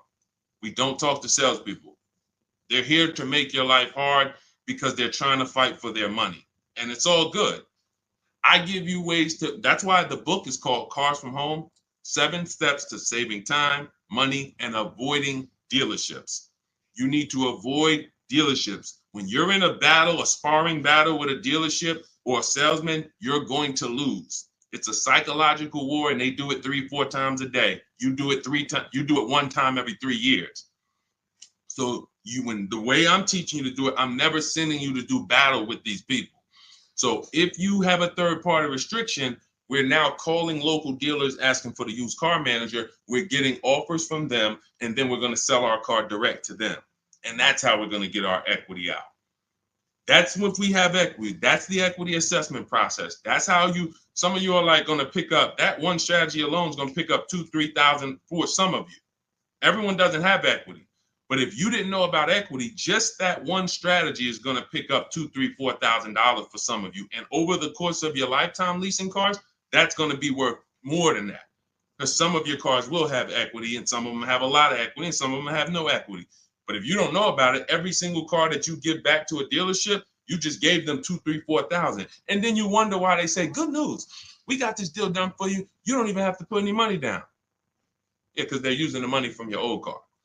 So once you assess your equity, that's when we go into shopping for the new car. We got to see if we have equity first before we think about shopping for our new car. That's step 1. Okay? Do that before anything. All right, Dolan, cue the next one out. See, I'm not going to give her, if y'all notice, I'm not going to give her the whole playbook. Why? Just to confuse her? I'm not going to tell her, oh, once you do this, then go do this, then go do this. And then when you check your car, this is how you do your test drives. And this is how you make sure. And then this is how you, why would I do that? I like step by step. Does that make sense? Type the light bulb emoji if you're on a cell phone. Type the light bulb emoji if that makes sense. Why would I give her what to do at step 5? She hasn't done step 2 yet. Get your equity, Quintiel. Find out if you have equity first. Do that exercise that I just said, and then come back and we'll talk about the next step. You come back and say, Deshone, I did it. I don't have equity. Perfect. Now let's move to the next step. Deshone, I did it. Good news. I have $3,000 of equity. Perfect. Now let's move to the next step. Okay. Go ahead, Olin. All right. So here we go. This is Selly H20 from Instagram. My vehicle was totaled this week. Sorry to hear that. Hope you're all right. I'm going to the dealer today. What should I know? The dealer today, there's 17,000 new car dealers in this country, 100,000 used car dealers. Every dealer has a different price. So you're going into what is the benefit to you of going into the dealer? You think, oh, well, I'm sold on my car. The best thing you can do right now is ask yourself the first question. Are you keeping your next car 8 years or not? Are you keeping Selly H on Instagram? Are you keeping the next car you're getting 8+ years or no? Let me know. This is Selly on Instagram.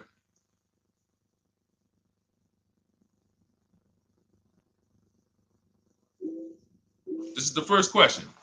I want to give her time to ask.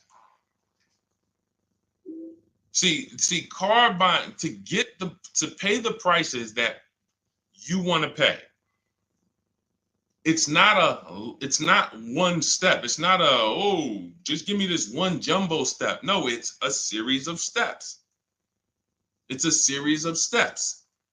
And I think we live in a world right now that has programmed people to think, oh, I'm going to microwave my way to this whole car deal. Put it in the microwave and somehow I'm going to come out and pay less than everyone else. That's not how it works. You try that, you're going to pay more than everyone else, like all of these people out here who 9 out of 10 people going into a car dealership. If I was able to say, hey, how you doing? I see you just got your car. How you doing? My name is Deshone. They call me Deshone the Auto Advisor. You mind if I take a look at your car deal? You mind if I just take a look at your paperwork? Sure. 9 out of 10 people, I would say, all right, let me ask you a question.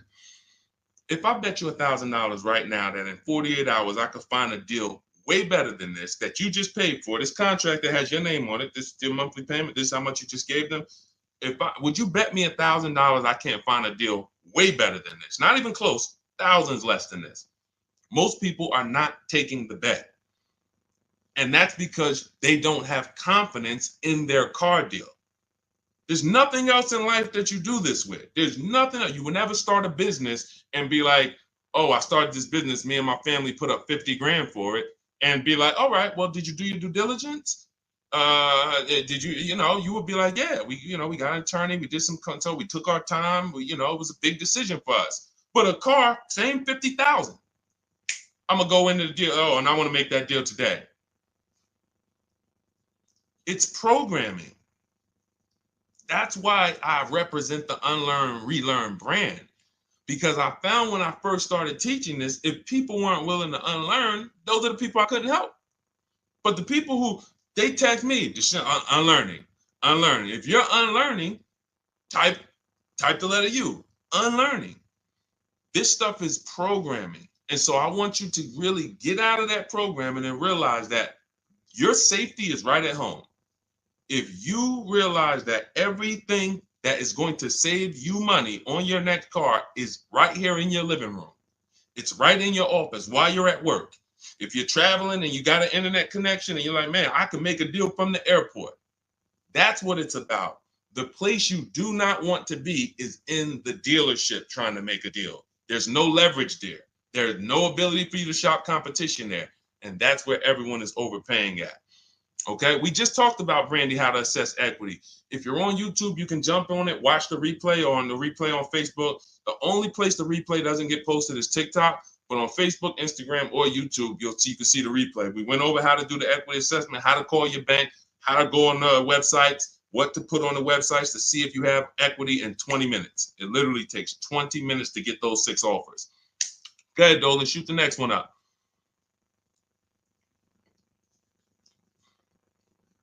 Steven Romero from TikTok, shopping through Carvana. Carvana is one marketplace. That's all it is. Carvana, I know Carvana is, oh, you don't have to see, the reason Carvana wins is because people are scared of dealerships. There's no other reason than that. Carvana has historically paid more, especially throughout the pandemic. They were paying more to buy cars than anyone else. So let me ask everybody on here a question. We got at least, we got a good number of people on here. Let me ask, got some intelligent people.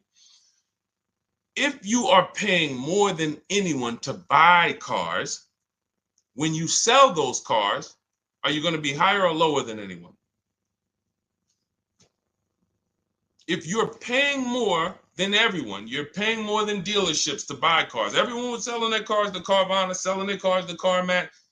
If you are paying more than everyone else to get your inventory, when you sell your inventory, is it going to be higher or lower than everyone else? Exactly. Higher. Exactly. But how do they do this then? They do this because people are scared of dealerships. So they would pay more just to be able to say, thank God I didn't have to go to a dealership. Man, I saw my car come down that vending machine, and then I saw that car pull up to my house on the Carvana flatbed, and you just overpaid $5,000 for that car. They charge you for their service. Hey, to avoid going to a dealership, listen, we're not giving you the best price, but we are giving you the best experience. In our case, there's tons of dealers who will deliver a car to you. There's tons of dealers who you can have the same experience with. Every time we get a car, we have the same Carvana experience. My experience, the people who, look, everybody who you're going to see me go after right now, and if you hop on YouTube, you'll see this. Look, Tosha's experience, just like Carvana, did it from home. Look, Vincent got his used car, 43% off, 3-year-old Lincoln, 43% off the original price. Got it on, got it from home. Look, Ansley, we already went over Ansley. Sean saved 20 grand on his F-150 from home. That's a Carvana experience. Look, Rosalie, we already talked about her. Carvana experience. Look, Jen got her Subaru, leased it from home. You can give yourself the Carvana experience without paying the Carvana price. And when you're shopping for a used car, Carvana is just one marketplace. You also need to open up CarMax, Driveway. In my book, I have what's called the multiple marketplace strategy. The way you shop for used cars, the way we shop for them, is different than the way we shop for new cars. New cars, we use a strategy called the 25 to 5. That's when we reach out to 25 dealers. So we're shopping for a Toyota. We're going to reach out to 25 Toyota dealers online. We do this in 20 minutes. We send them our templates. All of that is in my book. It's a digital book. You copy and paste my template. So you do need to be able to copy and paste. Let me preface that. Do not get my book if you're not familiar with copying and pasting and emailing. I got to preface that. I know people, Deshone, isn't everybody good with that now? No, everyone's not good with that. I've been doing this for 3 years now. I know everyone is not able to copy and paste and just send emails. You know, everyone, that's just, so I have to preface that. But that's how we reach out to new car dealers. We're going to reach out to them for leases and for new cars online using scripts, and we're going to get 5 offers with the scripts. With used cars, it's totally different. We're not reaching out to 25 dealers. Every dealer has their inventory on a marketplace. If they don't have their inventory on a marketplace, do not shop for it. Don't talk to them about it. If they don't have that inventory in a place where it's in a competitive environment, I don't want to talk about it. Who saw the video when I was in the car dealership and I said, this is a used car, it doesn't have a price on it. I was in the car dealership and I said, look, anytime you see a used car, if it doesn't have a price on it, you know, don't negotiate on it. If you saw that, type I saw it. Whenever someone is not putting a price on a vehicle for any reason, it's because they want to make the price up and negotiate down. So let's just say I'm a slimy dealer. Let's say I got a $40,000 car. It was $40,000. I was at a dealership yesterday. We made a commercial about a dealership, and I looked in the car. It was a used car. It was a 2018. It had, the only price it had on it was the original price of the car. So it had literally, it was around a $40-something thousand car. It didn't have a used car ticket, $22,000, nothing like that. So it had a $40,000, and it had all the stuff that was in the car, original. But it's a 2018. So what happens when a person says, hey, how much you want for that car? And there's no internet that they're comparing that to. They're going right on there and just saying, okay, that person has a great opportunity to make up a price and say, well, you know, we're asking $24,000 for it, but you know, our asking price is $24,000. Oh man, that sounds a little high though. You know, it's 2018. You know, you can't do no better than that. You know, I mean, what you have in mind? You know, I'm trying to be around 20. You know, I'm thinking closer to 20. Then I don't know if I could get to 20. I might be able to to see if maybe we could like split it, go up the middle, you know, between, you know, like around 22, something like that. Why don't we take the car for a ride? Let's see if you like the car. You're already in the mouth of the snake.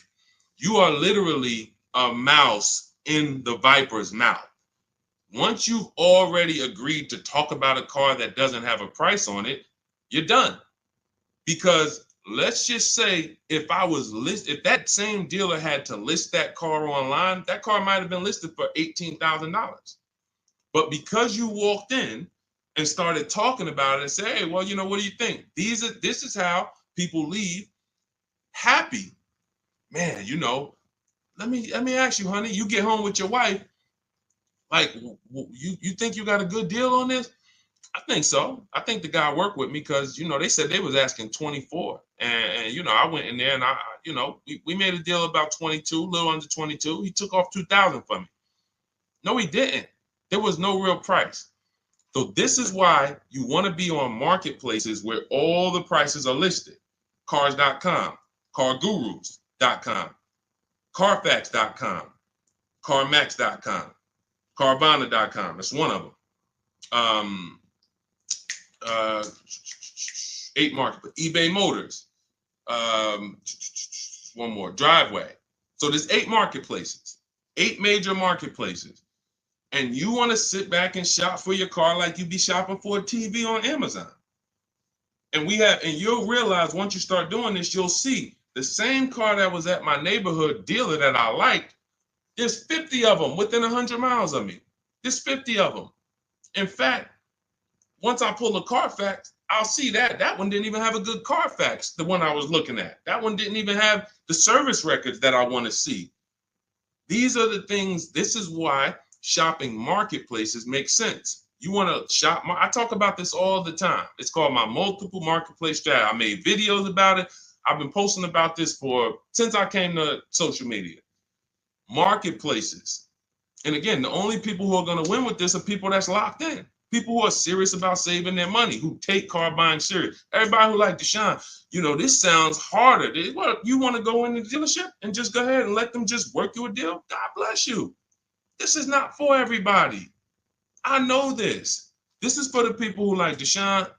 I want to make sure, and it's easy. All the people who you see me showing you, Jared, all of these people that's posting their cars, Teddy, if you're on YouTube, you can see this stuff. These people are never going back to the old way of shopping. We are never going back because this is so much easier. And once you get it and be like, man, shopping online is a million times easier. I don't have the anxiety and there's nobody pressuring me. Oh, all of these people are competing, sending me emails. Hey, can we do this? Hey, what if I get to this? What if I get to... They're never going back. And that's the world I want you to come to. I want you to unlearn that old world, come over to the new world. Go ahead, Dola, shoot the next one up. I think we hammered that point home because we get that question probably every day. Carvana, something about almost every stream, somebody said, hey, what about Carvana? It's one marketplace. And they're 99% of the time, Carvana is going to be the highest price for any car you're looking for. 99%, not 100, not 100. 99%. RL, looking to finance a Toyota 2025 Camry. Should I purchase the extended warranty? It's a great question. RL said he's looking to purchase a 2025 Camry. Should he purchase the extended warranty? So a warranty is a risk product. It's risk assessment.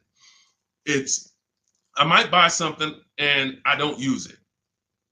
The key to understanding if you should get a warranty is to ask yourself, how expensive is it to fix this car? And does this car have a high likelihood of things going wrong?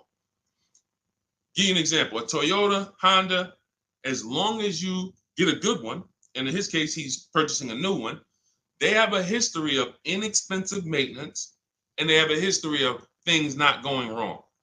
I wouldn't get a Toyota extended warranty. Why? Because the $1,800 or $1,500 or $2,000 I'm going to pay, I have to get that money back and then some to make it work, to make it worth it. That means $3,000 of things need to break on that Toyota for that warranty to have made sense for me to get. Now, on the other hand, when I work with Mercedes, some of you know I worked with Mercedes for 5 years. Every time I would have a client who was getting a Mercedes, I would ask them, how many years you keeping the car? If they said they were keeping it a long time and they weren't going to lease, then I would tell them after we made the deal, buy as much warranty as you can afford. That was and some of my clients in New Jersey, they can attest to that. That was I was very unapologetic about it. Buy as much warranty as you can afford. Because when something breaks on a Mercedes-Benz, nothing is less than 4 digits. There is no, oh, this broke. It's only going to cost us $400 to fix. Nope. So the price of the extended warranty on a Mercedes-Benz or a BMW or a Porsche or anything that has a high, and I have this, we handle this in my book in step 6. This is in the paperwork and protection step. Everything is accounted for. So everything on this stream I'm teaching is out of my book. It's everything. So when we're looking at, and where does this vehicle rank in terms of repair costs? Is it on the higher side? If so, the warranty makes more sense to get. If it's on the lower side, warranty makes very little financial sense to get.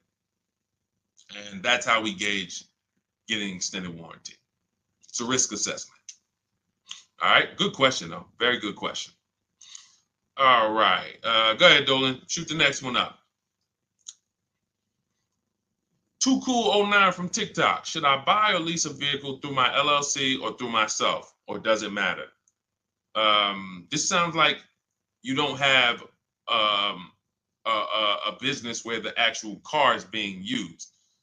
If you, a realtor, for an example, and could y'all double tap, keep double tapping the screen, keep running those likes up. I appreciate y'all on TikTok. Every time y'all double tap the screen, y'all run the likes up and keep them moving. TikTok continues to tell people about the broadcast. And shout out to the sharers. I appreciate you. Matter of fact, I got to jump off of here because what I'm going to do is, no, I'm not going to jump off now, but I have to do something. Somebody who shared yesterday, I got to go to my DM and I got to send her, I'm literally just talking notes to myself. Okay, so big talk about buying in LLCs lately. Big talks. You know, you see videos about it, get caught through your LLC. There's going to be tons of people audited who had cars in their LLC, writing certain things off and are not using the car for business. It's going to be very, very bad. It's coming because the IRS may come later, but they come. When they see, okay, we see people getting all these cars, they know the social media videos and people just putting cars in the LLC. If you are a realtor, for an example, when I was with the dealerships, I dealt with a lot of realtors. Came in, put cars in the LLCs. Why? Because they're on the road. They're using the car for business. They're writing off certain things, be it the maintenance, be it the repairs, or they're writing these things off. Why? Because it's actually business being done with the car. On the opposite end, you have people who have no business at all that involves that car. They're not traveling with that car to clients' houses. They're not doing it, but they want to buy the car and they want to write off tons of stuff or have some type of tax advantage. And now, I'm not a CPA, I'm not an accountant, I'm not giving you tax advice. I would just tell you that if your business does not involve a car or travel, I'm not going to ever tell you to put a car in an LLC name. Now, you talk to your accountant about that, talk to who does your taxes, but that's really the basis of if I should get a car in my LLC or not. Does my business do business with a car? That's it. And after that, you decide, how long am I going to keep the car? Then it goes back to the most important question. How many years am I going to keep the car? 8 or more, I'm going to buy. Less than 8, I'm going to lease. That's it. That's it. A lot of audits are coming. I'm telling you. You see the PPP loans. It took a while, but people are going to jail now. It's going to be the same way with these cars. People are not going to be able to pay some of these people getting Range Rovers. Yo, hey, I see you. You got this Range Rover. You wrote off like huge amount. Let me tell you, how much business was done in this car? Oh well, it's going to be it's going to be bad. That's why financial literacy is important, people. Okay, so all of this is out of my new digital book, Cars from Home, 7 Steps to Saving Time, Money, and Avoiding Dealerships. I can sit here all day for the next 2-3 hours talking about the strategies we use, the process we use, the system I created to help all of these people that I've been talking about in the broadcast save this money. You can see these deals, and some of you are going to go and you'll see, wow, I got that same car. I got to hit you with the bad news first. The bad news is, hey, Rodney Brown, I'm sorry to tell you, my man, but the same car you have, we just helped somebody get it and look what they paid. Dang, they paying a lot more than me. They put money down? No, they didn't put any money down. How they paying that low? It's because they know stuff you don't. They followed a process that you didn't follow. You went into the second most expensive purchase that you're ever going to make, and you just winged it. You just say, hey, you know what? It's a $50,000 car. It's a $40,000, $30,000 car, $100,000. I'm just going, I think I can feel my way through this joint. That's why you're paying the prices you're paying. That's why you're not paying what we're paying. So when you come into our world and you're like, Deshone, I want the blueprint. Everything I teach is in my new digital book, Cars from Home, 7 Steps to Saving Time, Money, and Avoiding Dealerships. So type of number 1. On Facebook, I'll send you the discount link. You can get the 75% off. Type the number 1 on Instagram. I'll send you the discount link. 75% off. That's our welcome offer. It's only for 30 minutes. And if you're on TikTok, go to my TikTok bio, get your copy for 75% off. And on YouTube, we have the comment pinned for you in the comment section for you to get yours at 75% off. And make sure you are reporting to me your deals, just like Tiffany. Tiffany, when she got the book, I tell everybody, send me your deals so that I can read them on the show. Tiffany got a Mazda CX-90, just got it, $44,820 car. From home, she said, I believe we got a great deal from what we learned in the book. Look, from home, $6,530.78 discount. Never left the house. Got multiple offers. The dealer that took, look, is a $44,000 car. She basically said, what, 15%, 16% off then that? People go in and say, hey, get me the MSR, get me the invoice price. She blew invoice price away using the book. Get your copy. It'll be in your inbox now. Make sure as soon as you purchase, you screenshot the thank you page. I tell you, you'll see it big. Screenshot this page. Why? There's a support email on there just in case for any reason you don't get the book. It's usually because you type a letter wrong in your email. You're typing fast. You can reach out to my support team to make sure that you get your book. I want you reading it now. I want you using it now so that you can be like Ansley. He said, look, I started the process on, I started the process on Saturday. I accepted the deal Monday. Doesn't take long. Doesn't take long. You can literally be you can be signing a below market deal in 3 days using the strategies. These are not meant to, this isn't going to school. You know, I spend a lot of time in these videos warning you what not to do. In my book, I'm not warning you what not to do. I'm telling you what to do. Do this, do this. Now, all right, you did that. Great. Now do this. Oh, great. Now you did. Now do this. And before you know it, great. Congratulations. Let's get ready for delivery. That's how the book is laid out. All right, so we're gonna jump off. We've been on here for a little over an hour. I know it's early. You'll be able to watch this throughout the broadcast. You know, I can't really answer. Look, I could give y'all BS answers, and I can get through 100 questions. If I give you BS answers, I can zip through 100 questions in 1 hour. Do Lexus give good deals? Well, sometimes got to shop around. Next question. Is there any negotiation on leases as far as monthly payments without putting money down? Absolutely. We get our deals with no money down. That's how we submit our offers. You get at least 5 offers and you'll find out what the best deal is. Absolutely negotiate. Next question. I could do that.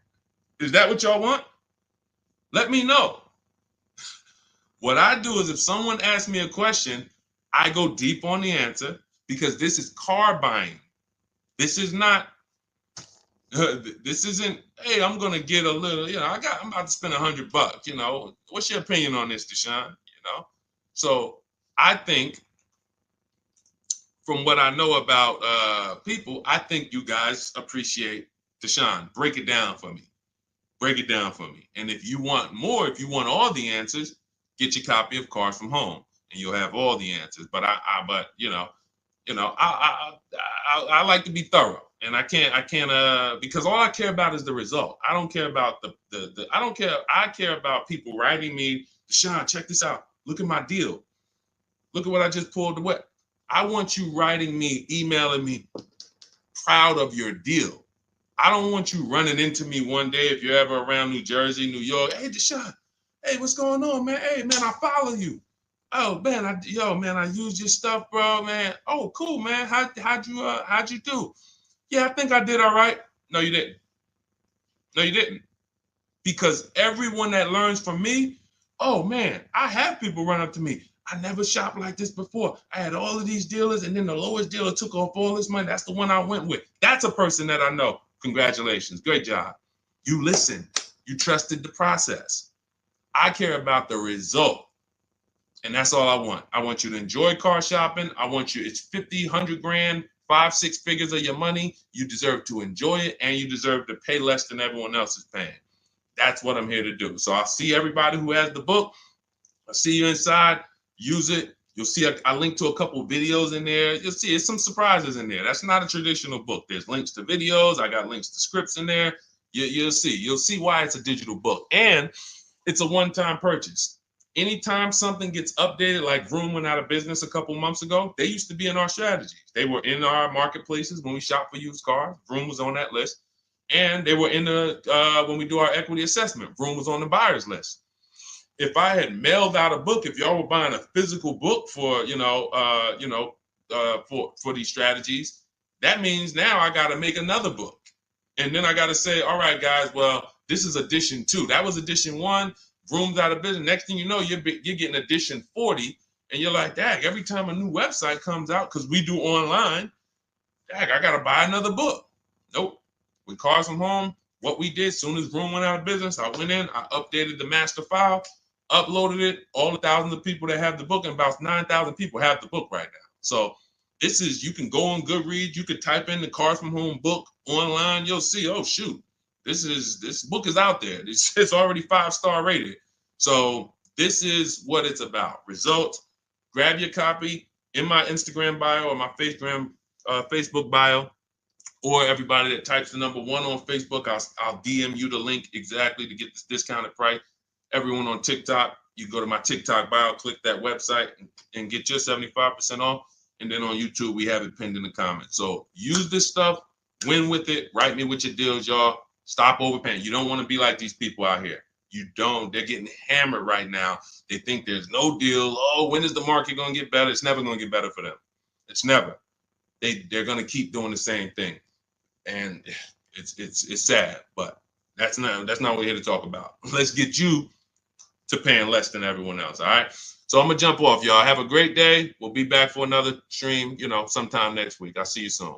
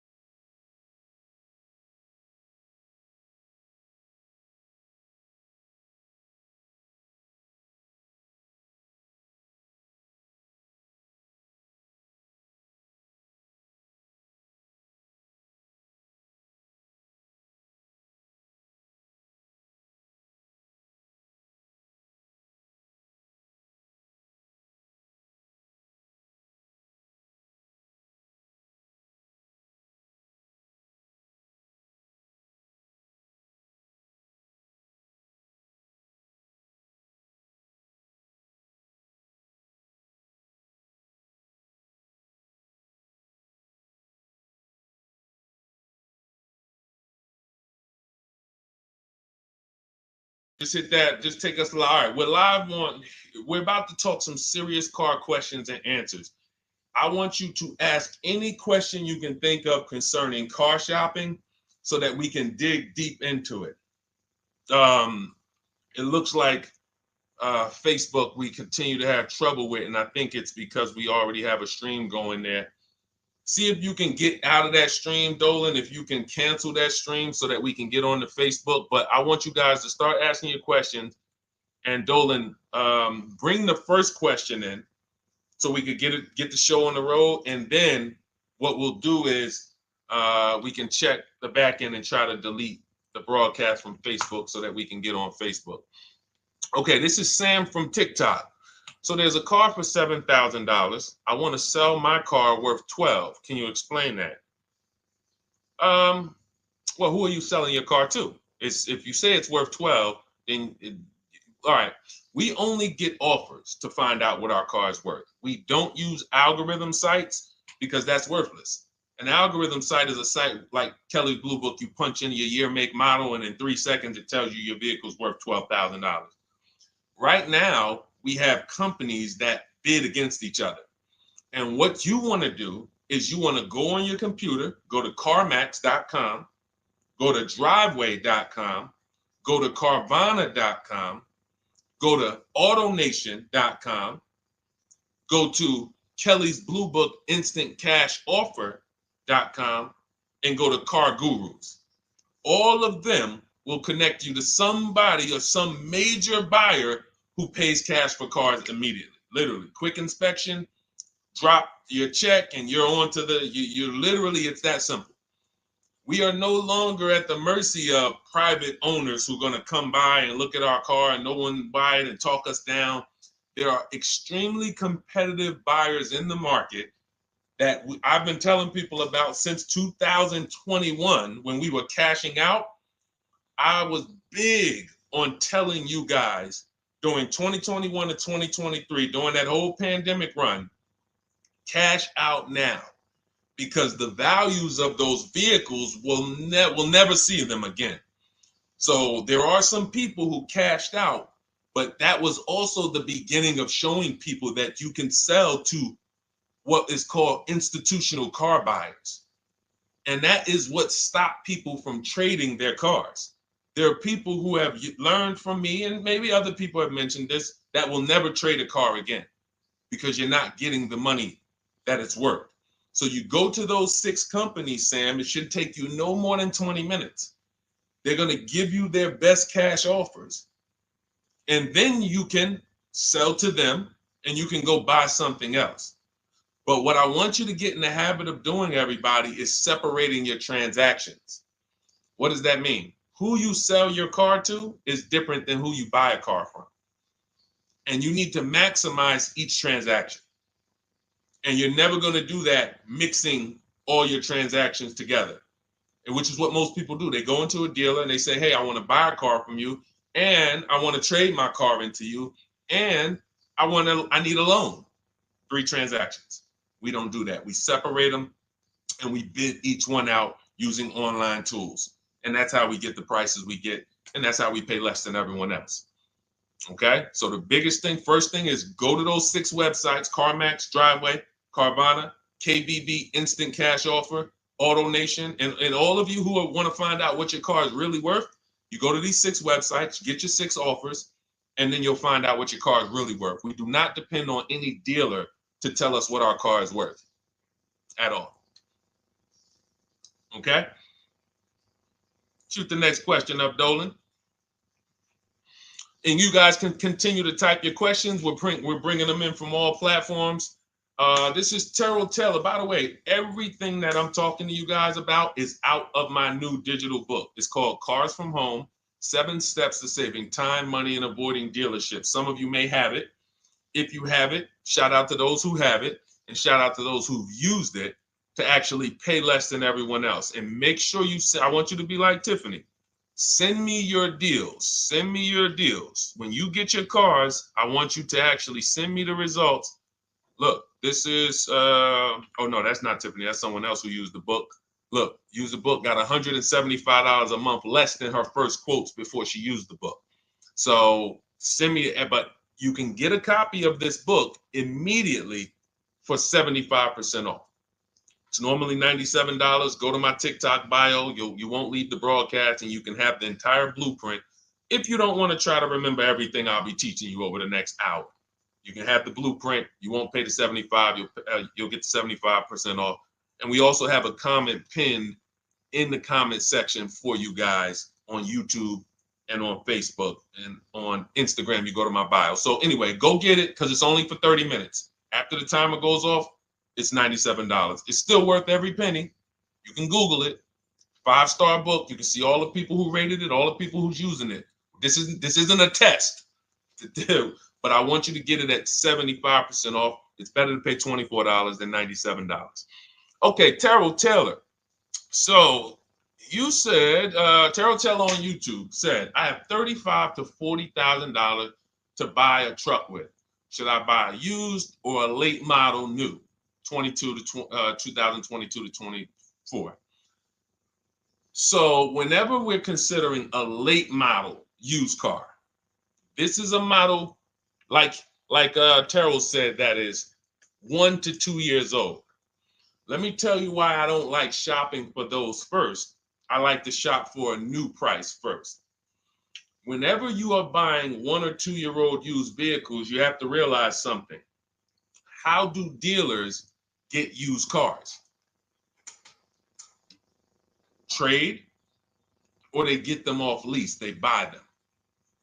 When you have not waited 3 years, you're not going to see a lot of used vehicles in that option, because most people don't buy a vehicle and then trade it in 2 years. So you're not going to see a lot of 1 and 2 year old used vehicles. I don't like that, because when there's not a lot of a vehicle, the people who have that vehicle get to set very high prices that we have nothing to compare it to. And that's a recipe for losing and overpaying. I've had people come to me who are looking like you, and what I say is, I say, okay, shop for a new one first. I'm gonna tell you why. When you shop for a new one first, you get to see what the market value is. So take Sean. I'm showing Sean. Some of you have seen Sean. He got an F-150 Lightning XLT, $73,000 vehicle. Using what we teach and getting bids from home, using the Cars from Home system, he saved $21,000 on a new one. That was his best offer. He got multiple offers because we always get at least 5. So his best offer, he saves $21,000. If he had gone to look for a 1 or 2 year old one of this, he would have never known that the new ones he can save $20,000 off of if he shops right. Now, some vehicles, it might be $7,000 off, $10,000 off, $5,000 off. The point is, until you know what the new market is for a vehicle, you can't shop a 1 or 2 year old one. Because what happens if you shop a 1 year old version of what Sean got, and he goes and he pays, he pays 65 for it because he thinks, or let's say 60. Let's say 60. A brand new one, 73. Someone else is charging 60. All right, it's 2 years old. Let me get that one. Not 15 grand off. Problem is, he just overpaid for a vehicle because he could have got a new one for less than he got that 1 or 2 year old one. That's why the recent shoppers, anytime you guys are shopping 1 or 2 year old, you have to shop new first to find out what the market is. Now, in my book, I have my strategies for shopping new online and shopping pre-owned. It's totally different. Pre-owned, you want to go to all the marketplaces. If a vehicle's not on a marketplace, y'all, don't shop. Don't look at it. What does that mean? You ever walk into a used car dealer and you see a used car, but there's no price on it? Type a $ if you've ever experienced this. If you've ever looked at a deal, you've been in a dealership, you see they have a used car, there's no price on it. Type a $ if you've experienced that. Okay, I see you, Terrell. Okay, perfect. I see you, Don Dickey. Okay, perfect. All right, we have enough people. All right, Makeover Forever Studios. I see you. Okay, Todd May, I see you. So this is a common thing.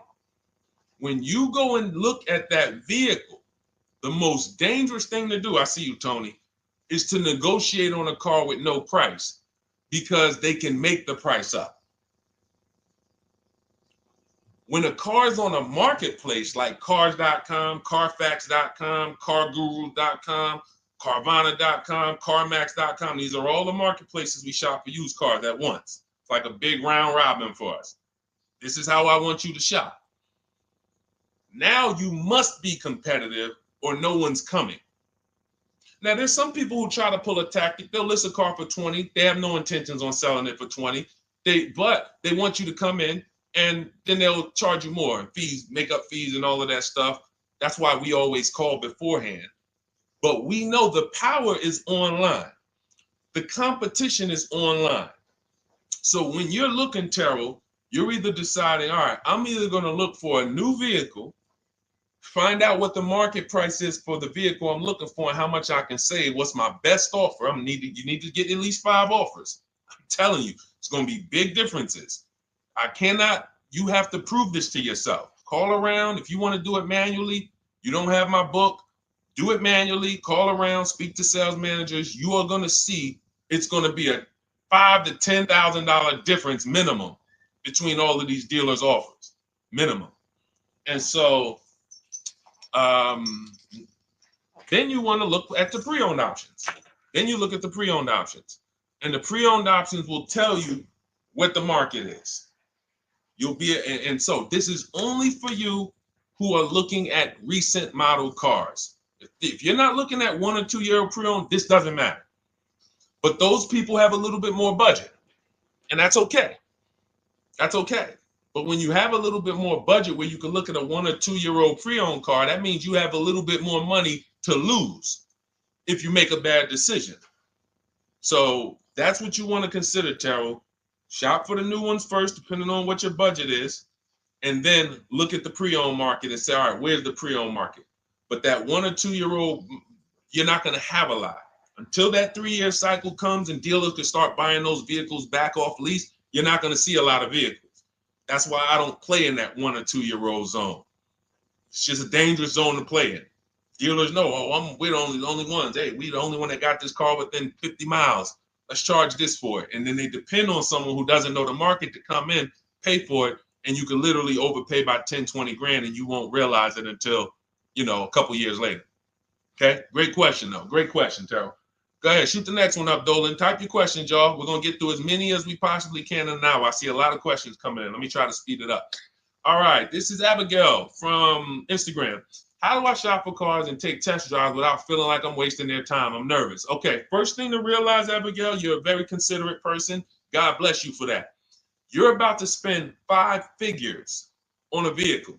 Some of you 6 figures. I love the courtesy, but we are the prize. When you're shopping the way I want you to shop, some of you, this is your first time here. You don't even know, hey, who is this guy talking? I spent 14 years in the car business. 5 years with Mercedes, 5 years General Motors. I've been helping people buy cars and get below market deals since 2019, education-wise. I love it, but you deserve the experience. If you were walking into the mall to spend 15 grand, let's just call it 15 grand, how would you want to be treated? Like royalty, right?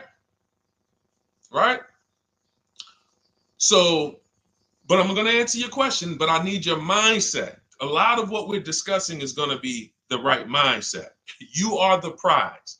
That's why I don't want you going to dealers begging for discounts anymore. I want you sitting at home making dealers bid. This is how we do test drives on new cars and leases. New cars and leases. This is how we do test drives. I have it in my book because it's that serious. You're either going to have a great test drive or you're going to have a horrible test drive experience. We call and we ask the dealer, who's the most experienced person there? Who does everybody like? Who's the person that, has been there for a long time, just has a great reputation? Oh, that's John. John is just, he's been here 20 years. Everybody loves him. Okay, can I speak to John? Hey, John. My name is Deshone. I'm interested in the Honda Pilot. I just like to test drive it. I'm in the process of deciding what I want. And, do you have this particular model? You have one there that I could test drive? John, because we asked for the best person, we're typically going to get somebody who is not going to lie, usually. Not a guarantee, but taking these steps, I know these guys. I've been in this dealership. I know most dealerships have one person there who has a good reputation and who cares about that reputation. If you're enjoying this content, hit the like button, y'all. And Keith, y'all killing the likes on TikTok. Shout out to everybody who's hitting the likes on TikTok, to double tapping the screen. Appreciate y'all. And shout out to everybody who hits the like button. When we get there, we meet with John, we test drive. John, thank you so much. Can I have your card? I'll leave you my information. And if this is the vehicle I want, I'll be in touch with you. Perfect. Oh, Deshone, we don't sit down? We don't think? No, we never sit down. I'm telling you that there are things you must unlearn about the shopping process if you're going to win. And what does winning look like? Getting the most money off in the least amount of time. There's no leverage that you have when you sit down and try to negotiate with a car salesman. Every single dealer around you that wants to compete for your business, you can't talk to them while you're sitting in one dealer talking to a car salesman. That's why we don't do it. We get a card. Thank you so much. Listen, if this is the one for me, I'm going to give you a call. Simple. Pressure's off. There's no pressure in our system. You can't pressure us. That's what I want you doing. New cars, leases, that's how you test drive. 20 minutes, you're in and out. And I'm a car salesman at heart because that's what I am by profession. I would never develop a system that would allow you to waste car salesmen's time. I just wouldn't do it. I developed a system that when our people go get cars, look at Ansley. When our people go get cars, Ansley just got his lease, 1% lease, $58,000 Infiniti. Look, started the process Saturday, accept the deal Monday, all by Email. $58,000 car is paying $554 a month, no down payment. You know, we have tons of these. None of these people spent. Look at Jared. Lease like a boss, $569 a month down to $520. Volkswagen Tiguan, no money out of pocket. Let's go to a purchase. Pierre, pre-owned car purchase, got his 2022 Mazda, got a 20% discount off the original MSRP. This is 30 minutes. We are not spending more than 30 minutes in dealerships. Who doesn't want to spend more time in dealerships? Type me if you're like Deshone. I don't want to be in dealerships that long. You thought you had to be in dealers to save the big money, right? You thought you had to be in dealers to save the big money. I'm showing you as someone who pays less than everyone and who teaches people to pay less than everyone. Look, Kimberly, $20,000 off a Maserati, shopping from home. Because when you can talk to more people at once, the discounts fly off. And you see that all these dealers want to compete. So what you want to do, the best thing you can do to not waste people's time, Abigail, is to shop from home the right way. Because when you shop from home the right way, you realize it's only a few things you need to be in the dealership for. That's your test drive. I just told you how to set it up. With used cars, we do it at the end. But we're only there for a second. In fact, when you go to pick up your car, they're going to tell you, thank you.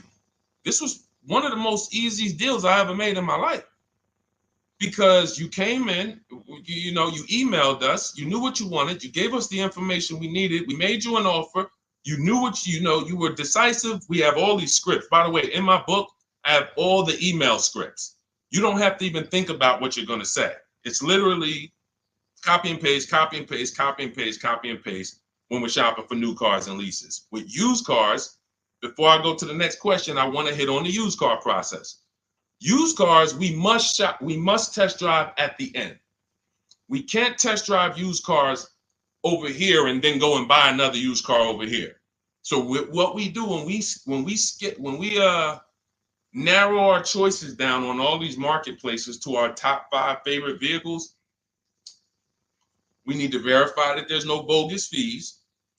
When I was shopping for my Infinity truck, I narrowed it down to 4 vehicles.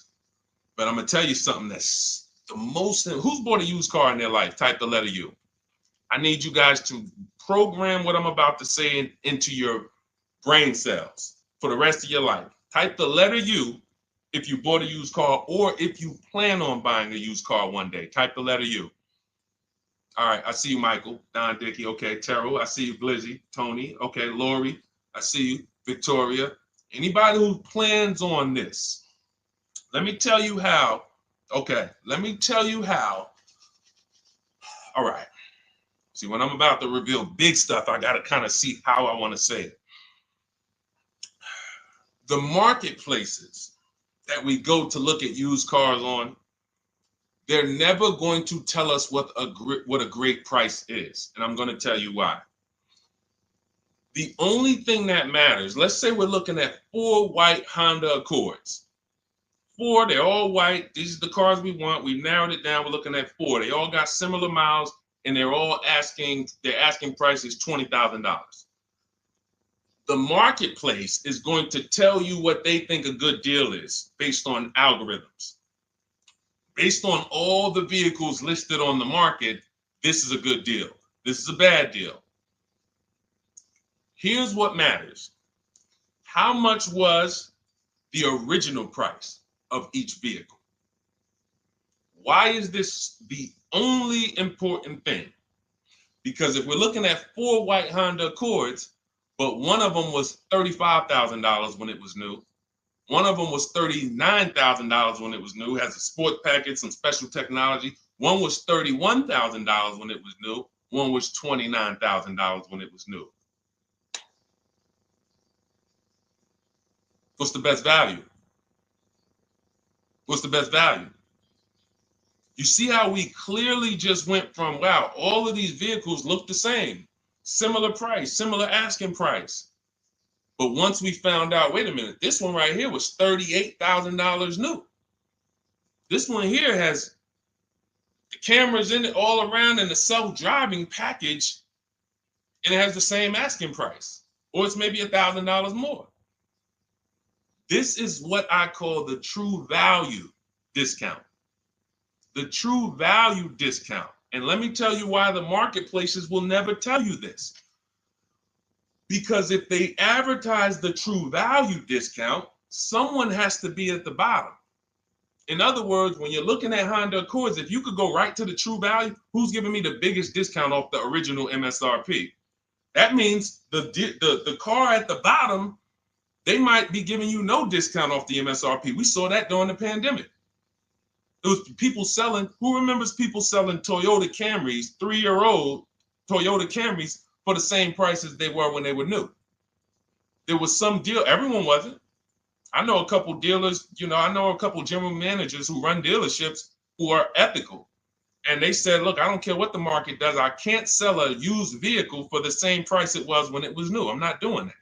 Because when that customer comes back in 3 years to deal with me, I'm going to have to help them again. And if I buried them in their car, then I'm not going to be able to help them. But there were plenty of people who was.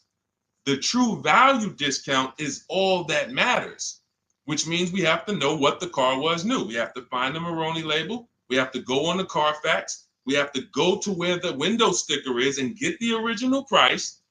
And then we'll clearly see, oh, that's the best used car. And no one else shops like that. No one else shops like that.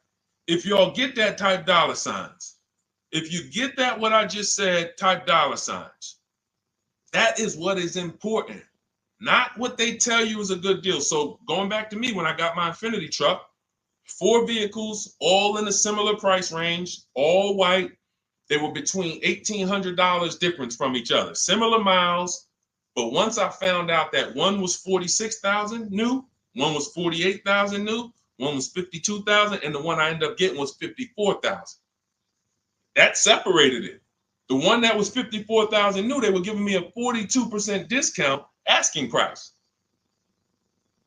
These are things that help you cut through the mess, the smoke and mirrors of the car business. In order for you to win and pay less than everyone else, you have to cut through the smoke and mirrors. That's what I'm great at showing you because I was in the business.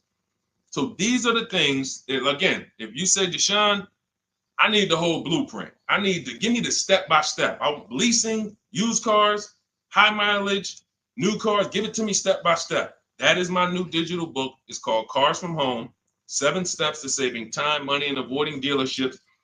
It'll be in your inbox in literally 5 minutes, and you get yours for 75% off. Support yourself and support your family by getting your copy.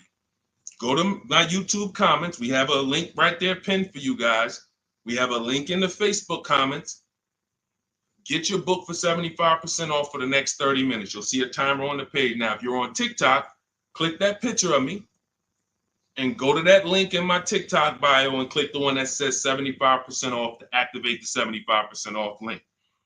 Get your book so that you never have to wonder about this. Now, we're going to continue, but I just know as we answer more questions, some of you are going to forget that. What we just went over in the last 10 minutes, this next question, you're going to forget all of that.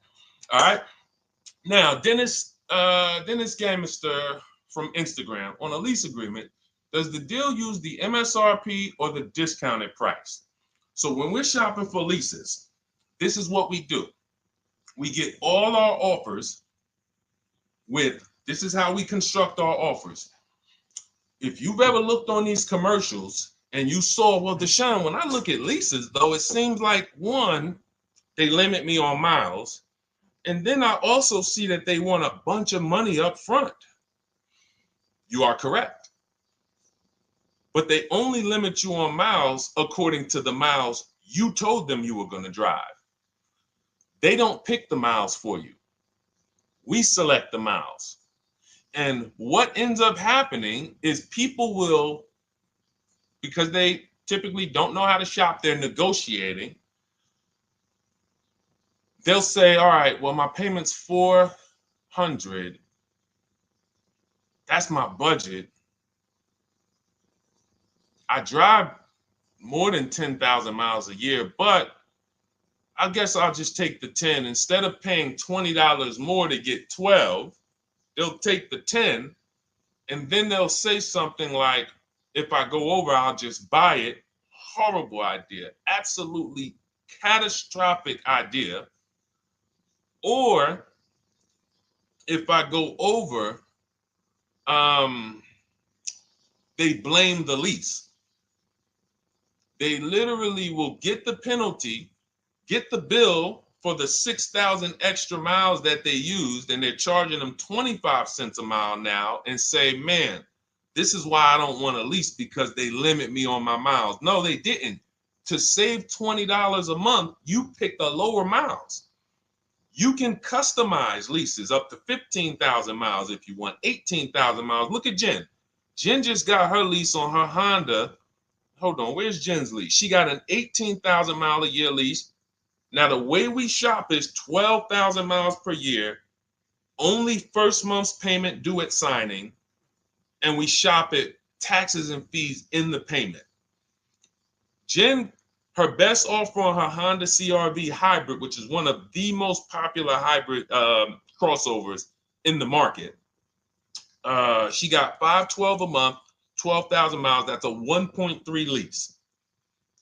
We'll talk about the 1% rule for great lease deals and the 1.5% for overpaying. She gets 1.3. She bumps it up to 18,000 miles per year. But look how much more, y'all. $50. So for $50 more a month, she, instead of driving 12,000 miles, she gets to drive 18,000 miles. And she gets to drive as much as she needs to for $50. Versus her saying, you know, I'm going to take the 12 knowing I don't drive 12, and then I'm going to get penalties and, again, blame the lease. The lease is custom. And the first time I learned about high mileage leases was when I was working at Hyundai. I was a manager at Hyundai for a short period of time. It was a highway dealer. The guy ended up going to jail. It was typical, like, you know, I've worked in some dealers, some phenomenal dealers, but this one was like, if you ever could imagine the prototypical highway scam dealership, I mean, this was it. So I was only there for 6 weeks, but I was a manager, and what I saw was I was taking care of this guy's lease who was just finished with it. He had 72,000 miles on it, and I went out there and I said, wait, you leased this 72,000 miles? He said, yeah, I always lease now. He said, I used to come in every time I bought a car, my negative equity was ridiculous, $15,000, $10,000. I had to keep writing these big checks, and I just said, you know, let me switch to leasing. A customer taught me about high mileage leasing. That's why when I say car salesmen aren't trained, they're not trained. We learn things by intuitiveness and curiosity, and, you know, we're not trained on finance and insurance and leases versus buying, none of that, you know. So anyway, I said, wow. And so I looked at his payment. This guy is only paying like $175 more a month, not even, to drive 25,000 miles a year. So if a normal Hyundai lease was $299, he's paying $450, $475, and he's driving 25,000 miles a year. Boom. Drops it off. Boom. No negative equity, none of the trash that most high mileage drivers are dealing with. So when we are shopping for a lease, we have to shop with our template. Whenever you're getting your lease quotes, it's 12,000 miles a year, first month's payment only due at signing, taxes and fees in the payment. Assume tier 1. That's what we blast out. In my book, I have something called the 25 to 5 strategy. We connect with 25 dealers online. You use my email scripts, copy and paste. We're going to get 5 offers. This will take you. You saw Ansley. He said, I started it Saturday. By Monday, I accepted a deal. This doesn't matter. This is a 24, 48-hour turnaround to start getting offers on these vehicles. Now, once we're looking at offers, we take the MSRP. We take the monthly payment. We divide it into the MSRP. So let's just say we're shopping for a vehicle. It's $40,000. One of our offers is $400 a month. $400 a month. No money due at signing. Just $400. We drive off. We divide that into the MSRP, not the selling price. The MSRP. So now we divide that into $40,000. we can see and we multiply by 100, that's a 1% lease. The 1% lease rule has been around for the last 20, 30 years. If you could lease a vehicle and the offers is under 1% of the MSRP, it's a steal, great value. Because these a $40,000 vehicle with no money down to buy would cost probably $800 a month on a 5-year loan.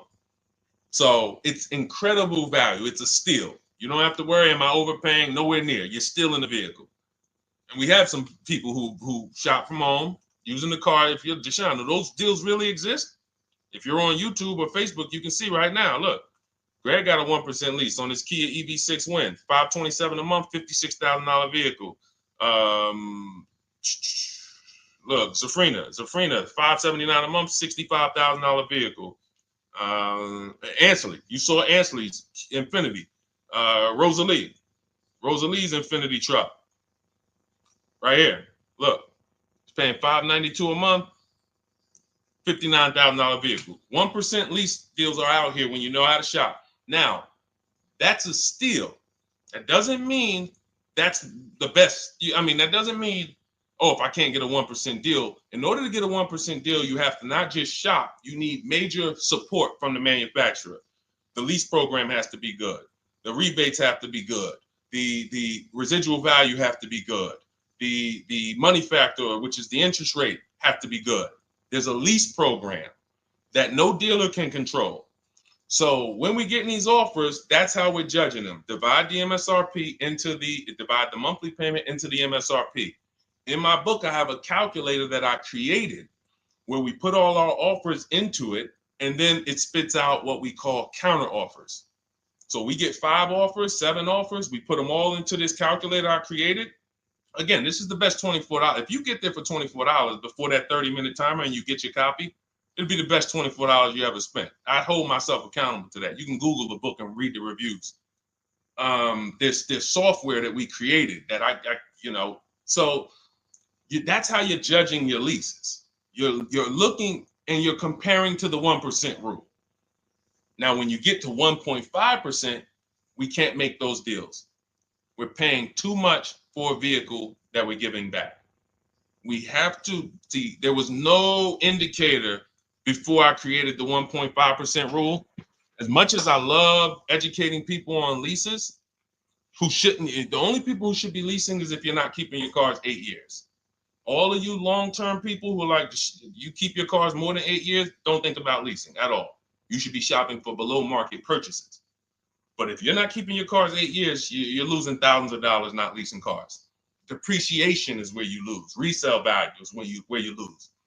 So the 1% rule is what our anchor is, but 1.2 is great value. 1.3, great value. 1.4, good value. 1.5, good value. Anything over 1.5, now we're paying too much for a vehicle that we're giving back. So that's how we're judging. That's how we're judging and comparing our lease offers. And with the calculators that are in my book, you can literally do this in seconds. This stuff, these mathematical things that used to be complex, even hard for me to explain, when you're using the stuff in my book and you're seeing, wait, man, there's calculators, I can do this, boom, boom. Why don't these calculators exist on Google? Because anything that makes dealers compete, they're not going to make for you. They'll make stuff for you that allows you to see more and do this and make it easier and faster and connect to get a loan quick. But competition, any tools that create competition, they're not going to make those for you, because that's where the real money comes off, when you make dealers compete. Okay, so you want your copy of Cars from Home, 7 Steps to Saving Time, Money, and Avoiding Dealerships. Click the picture of me on Instagram or TikTok. It's going to take you to my bio. You won't leave the broadcast. Click that link, and then click the button that activates the 75% off, and you'll have 30 minutes. Once the timer goes to 0, the $97 price is what you have to pay if you want it. It's up to you, but $24 is much better than $97. $97 is still a great price. I have no doubt that you guys would write me, especially the more you use this. 1, 2 cars, 3 cars. You get 1 lease this year, a used car next year, a new car about 4 years, and Deshone, what about when websites change? What about, this is an online system. Websites go out of business. Vroom went out of business. They were in my book. We used to get bids from them. to sell cars to them. When we were shopping for used cars, they were in my multiple marketplace strategy. They went out of business. I went right into the master file, updated the 9,000 people that had a book. It was probably like 2,000, 3,000 at that particular time. And the next time people opened the book file, there was no room. That's why the book is digital. That's one of the reasons. You'll see the other reasons is I have scripts that I link you to. I have PDFs I link you to, videos I link you to. I couldn't do this with a real physical book. So again, in the YouTube comments, in the Facebook comments, we have a link for you guys to get your book at 75% off for 30 minutes and use it. All right, Dolan, shoot the next one then, brother. Let's go. How old of a used car should a person buy? That's based on budget. I like to start with when we open those marketplaces, Tony, you want to start with the most recent cars. The first thing you're doing when you open up the marketplaces, y'all, first of all, we're creating accounts. Out of all those marketplaces I named, 6 or 7 of them, we use 8. We use eBay Motors, we use Carfax.com, we use Cars.com, Autotrader.com, CarGurus.com, Carvana, CarMax, Driveway, and that's 8. 7 of those, or 6, allow us to create an account. Why is it important to create an account? So that every single new car that matches our criteria, as soon as it's listed, we get a notification. The people who have that notification on, most of them don't know how to assess the market like I'm showing you. So even if they get a notification that the car was just posted, they're not going to have the information to take advantage of it. They're going to hesitate. What we do is the first thing we do after we create our account is we're now assessing the market. Where's the low prices? Where's the high prices? And I'll usually go 3 years back, sometimes 4 years back, and let's assess the market. Now, I have another calculator in the, matter of fact, let me show this to you guys. I have another calculator. It's called the Perfect Budget Calculator. The Perfect Budget Calculator. What this does, you guys can't see this on YouTube, but you can see it on you can't see this on TikTok. But if you go over to YouTube, Facebook, or Instagram, you'll be able to see what I'm sharing right now. Now, what often happens is, let me share this. Hang on. Boom. Okay. So now what often happens is, a lot of you will say, I could put down $2,000, but, if I don't have to, then I won't. Or, if you get a car and you pay $15,000, if you pay $500 a month for 5 years, that's a lower price you paid than paying $500 a month for 6 years. So ways to manipulate our budget is to shop within our budget for a shorter loan. This is all stuff where I said, okay, people don't know they need to be doing this. So let's make a tool that does it for them. And this is, you get access to this when you get your copy of Cars from Home, my book. So let's say we do something called an equity assessment. Everybody who has a car, remember I was mentioning a little while ago, we go to these websites, Driveway, all these, and we find out what our car is worth. Let's say you're like, man, okay, if I sell my car to CarMax, I'm actually going to have $3,200 of equity. All right, so when I sell, I'm going to put that into my budget. All right, now my down payment, max I could comfortably do is $1,500. That's max. Now, we use the average interest rate. And in my book, I give you a link to see what the average interest rate is at the particular time you're going to be shopping. Let's just say it's 6.9. Now, we enter a comfortable monthly payment. Let's say you're like, all right, I don't want to go any more than $425 a month for 6 years. That's my max. You enter your state so we can pull the taxes and we can pull the fees. New Jersey, calculate budget goals. Now it's going to ask you a comfortable monthly payment on a 5-year loan. You might say, all right, same thing. I still don't want to go over 425 no matter what. Perfect. What this does is create multiple goals. And it creates multiple goals. It creates a starting point. Now, if you find a car at this price, $18,776 or less, you can do a 5-year loan, use none of your equity, so this will go in your bank, and use none of your down payment. Now, next goal may be, okay, $22,000 or less. 6-year loan, no equity, no down payment. So the first 2 goals are no money down goals. If I find a car anywhere in these price ranges, I can do these deals, no money down. Now, this is one where I use my equity, but no down payment. Goal number 4, I use my equity for a 6-year loan, no down payment. Now, goal number 5. Now you can see the price of the car is getting higher. Use equity, use my use equity and down payment, but it's 5-year loan. And then here is your max budget. Your max budget, which is fine. There's nothing wrong with if you find a vehicle that, once you use this and you find the best price vehicle, as long as you are under this number, you are fine. The problem is when you go over that number. The problem is when you go over budget. All of these goals are your budget. So when I got my Infinity truck, I got my goal out. It was my 4th goal. 4th goal. 4th goal. Now, this is how you make sure when you go out to shop, and look, you'll notice, look at the top. What does it say?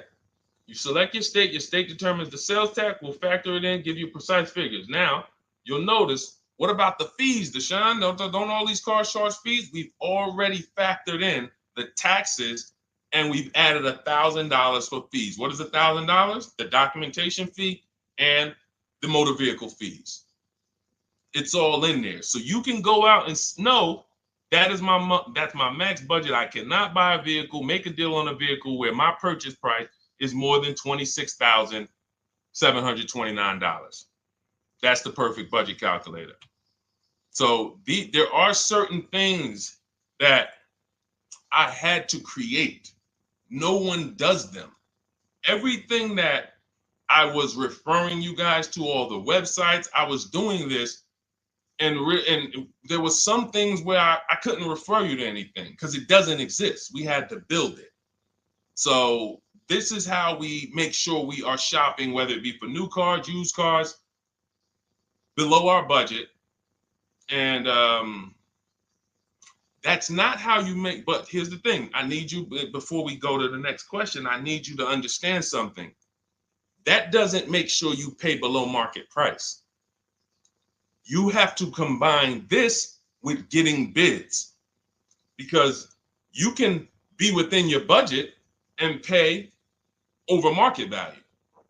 There's 3 types of prices you can pay for a car, whether it's a new car, used car, or lease. Did you pay market value? That's what everyone's paying. Average. Did you pay over market value? Our only deals we make are below market value. And the way that happens is through bidding and creating a marketplace around you where all these people are competing for your business.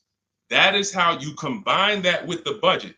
This will keep you below your budget, but it does not guarantee. If I gave this to you, all of you would be like, this is great. I'm never going to go over my budget again. But it does not, until you combine that with getting bids for whatever you're looking for, you still run the risk of overpaying, even if you're under budget. Okay?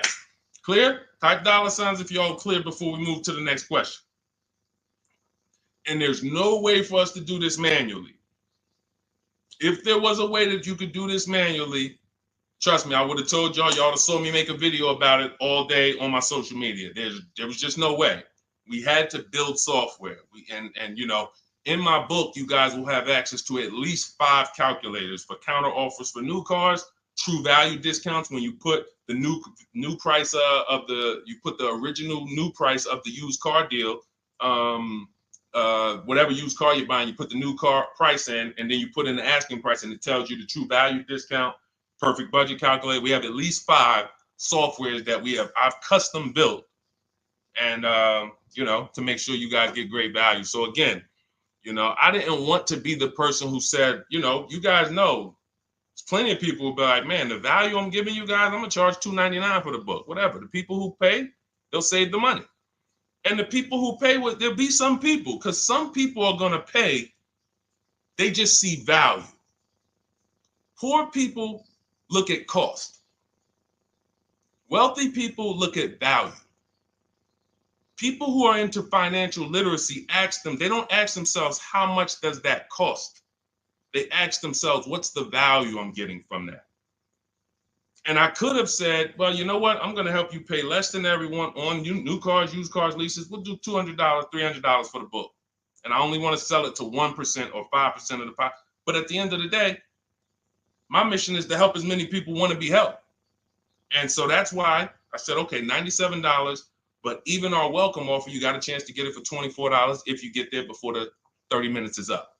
Okay? YouTube link, get your copy. And make sure you save the support email, guys. If you see it scrolling across the screen. If, for instance, you don't get your book in 5-10 minutes, it's usually because you typed your email wrong. Reach out to my support team. They'll get you the book immediately. And soon as you pay, go to TikTok. Look, y'all see the links. Go to my bio on YouTube and Instagram. Get your copy. And as soon as you pay your $24, there's going to be a page that says screenshot this page.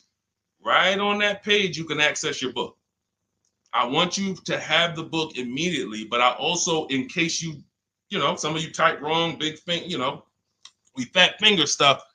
I want you to have the support email so that you can reach out to my team so we can make sure that book is in your inbox so you can use it and start saving money and building confidence. Okay, Dolan, next question, man. Let's keep it rolling.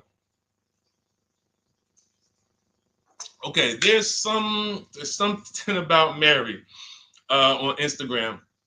I bought a car as is, and in less than a month, motor lock, can I sue for selling me a lemon? I'm not a lemon law attorney, but that is not what a lemon law case is based off of, in my understanding. Lemon law case is based on you buying a vehicle and the same thing continuing to go wrong at least 3 times. That's a general overview of, what the lemon law process is. And if y'all are enjoying the broadcast on TikTok, can y'all just double tap the screen and keep running those likes up? Every time y'all do that, y'all help TikTok bring more people here, and I appreciate it. If you're going to spend some time with us and, every time just you hear something you like and you're like, man, we got to share this. Oh, and shout out to Madhu for sharing. Here's the thing. I made a video about this the other day because a friend of mine got a used vehicle and the transmission went out on him in about a month. So it wasn't the engine. But when you buy a vehicle as is, it's very tough for you to have any recourse, anything that you can do, because you're signing a contract that specifically says as is. It's very tough. What I would do if I was you, because the damage is done, I just find out what it would cost me to put a used engine in the vehicle, rebuilt in a used engine, salvage yard. You need to, and especially if you're buying cars that you're paying cash and you're buying as is cars, these are probably cars that are under 10 grand, 12 grand. You need a mechanic. See, because that's a strategy. There is a great strategy called buying inexpensive cars and having a local mechanic so you could do what's right. Oftentimes you could drive those cars for a year or two and sometimes sell them for what you got for them because you've outlived the depreciation. Those cars are not depreciating as much unless you overpay for them. If you overpay for it, then it's going to drop because you overpaid for it. But if you pay a great price on some of these vehicles, you can oftentimes win with this, but it requires skills. One of the skills is, how do I avoid engine issues, transmission issues? So a couple things. for those of you who may be going this route, you need to narrow your search down thoroughly based on title history, service records, accident history. That oftentimes you'll see, if I typed in right now 2018 Subaru Outback longevity. That's one of the things we do. It's in the 4th step of my book. Before we get prices on anything, we do a quick 5-minute search to make sure these aren't bad cars. There are bad cars out there, but there's data that shows us. If I type that in, it'll tell, okay, these vehicles are known for lasting 100,000 to 300,000 miles, depending on how they're maintained. That means you could have a quality vehicle, but if it wasn't maintained correctly by the first owner or owners, it's going to break down. The life cycle is cut short. These are preventable mistakes by simply checking Google. Now, we narrow these things down based on title history, service records, accident history. Once we do that, I don't mind buying a 10-year-old. I bought a car that was it's my around the city car. I drive it probably 200 miles a month. I bought it from a owner in South Orange. He was a 98-year-old man. He's had it for 10 years, and he knew everything about it. He leased it for 3 years, then he bought it. So he's really had the car for its entire life cycle. That's what you want, because you're able to look and see the service records. I don't mind. We have to take the risk off of ourselves, and the risk off of ourselves with used cars to prevent ourselves from buying these used cars that are breaking down on people, and they're always in the shop, and they're dying on the road, and you got to keep the tow truck on speed dial. It's simply a matter of checking to see the reliability records of the car, which is easily accessible on Google, the way I just said, and then making sure the one we get was actually maintained correctly. And that's going to give us the best chance of having a great experience. These are the steps we must take. But in your particular case, there's probably, I don't think you have a case. You can certainly reach out to a lemon law attorney. I don't think you have a case at all. I think because it's buyer beware with cars. It's buyer beware. That means it's on you. If something goes wrong, it's on you. And so what I would do is I would find a local mechanic that I trust, that everyone loves in the neighborhood, and I've been there for 10 years, 20 years. And I would say, listen, can you find out what it would cost me to put another engine in this vehicle?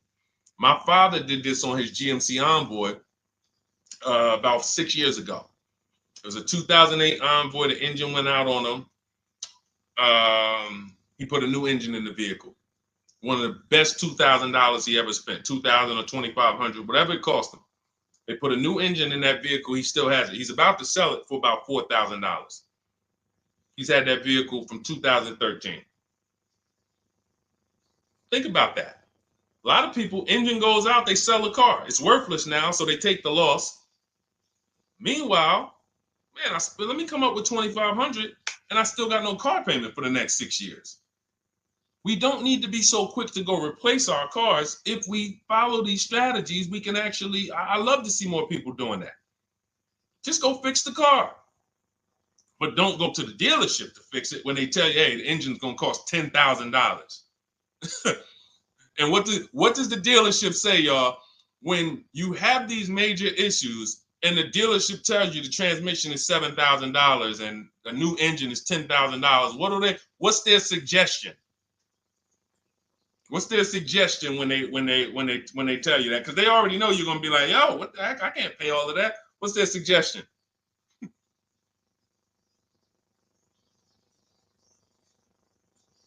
see, let me give y'all some time to type. I just want y'all to know, this is how the system works. So I know somebody. Look, thank you, J. June. Trade it in. Thank you. You see how we can? Oh, look, N.Y. Anderson, buy a new one. So what they do is, exactly, Victoria, they're going to suggest a new vehicle. So if we know, now watch this, as your vehicle is worthless, you don't have any opportunity to put it on a competitive market to see Well, how much would somebody pay for that? They've already assessed the value, and they want to structure your deal, have you take that major loss for that engine. They're going to put the engine in for a lot less than that, and they're going to resell it, and now they sold you another car. When you could have just literally went to a mechanic, got a rebuilt or got a used engine, put in that vehicle, cost you $2,500, maybe $2,000, and literally you're on the road for another couple years with no car payment, keeping money in your household versus now I'm in another $400 a month payment. Okay? This is what it's about. And if you're like Deshone, well, I don't want to keep a car that long. We talked about you earlier. You shouldn't be buying cars. Because the keepers on here who keep cars 8 years, 10 years, who has a car they've had in their driveway for more than 8 years?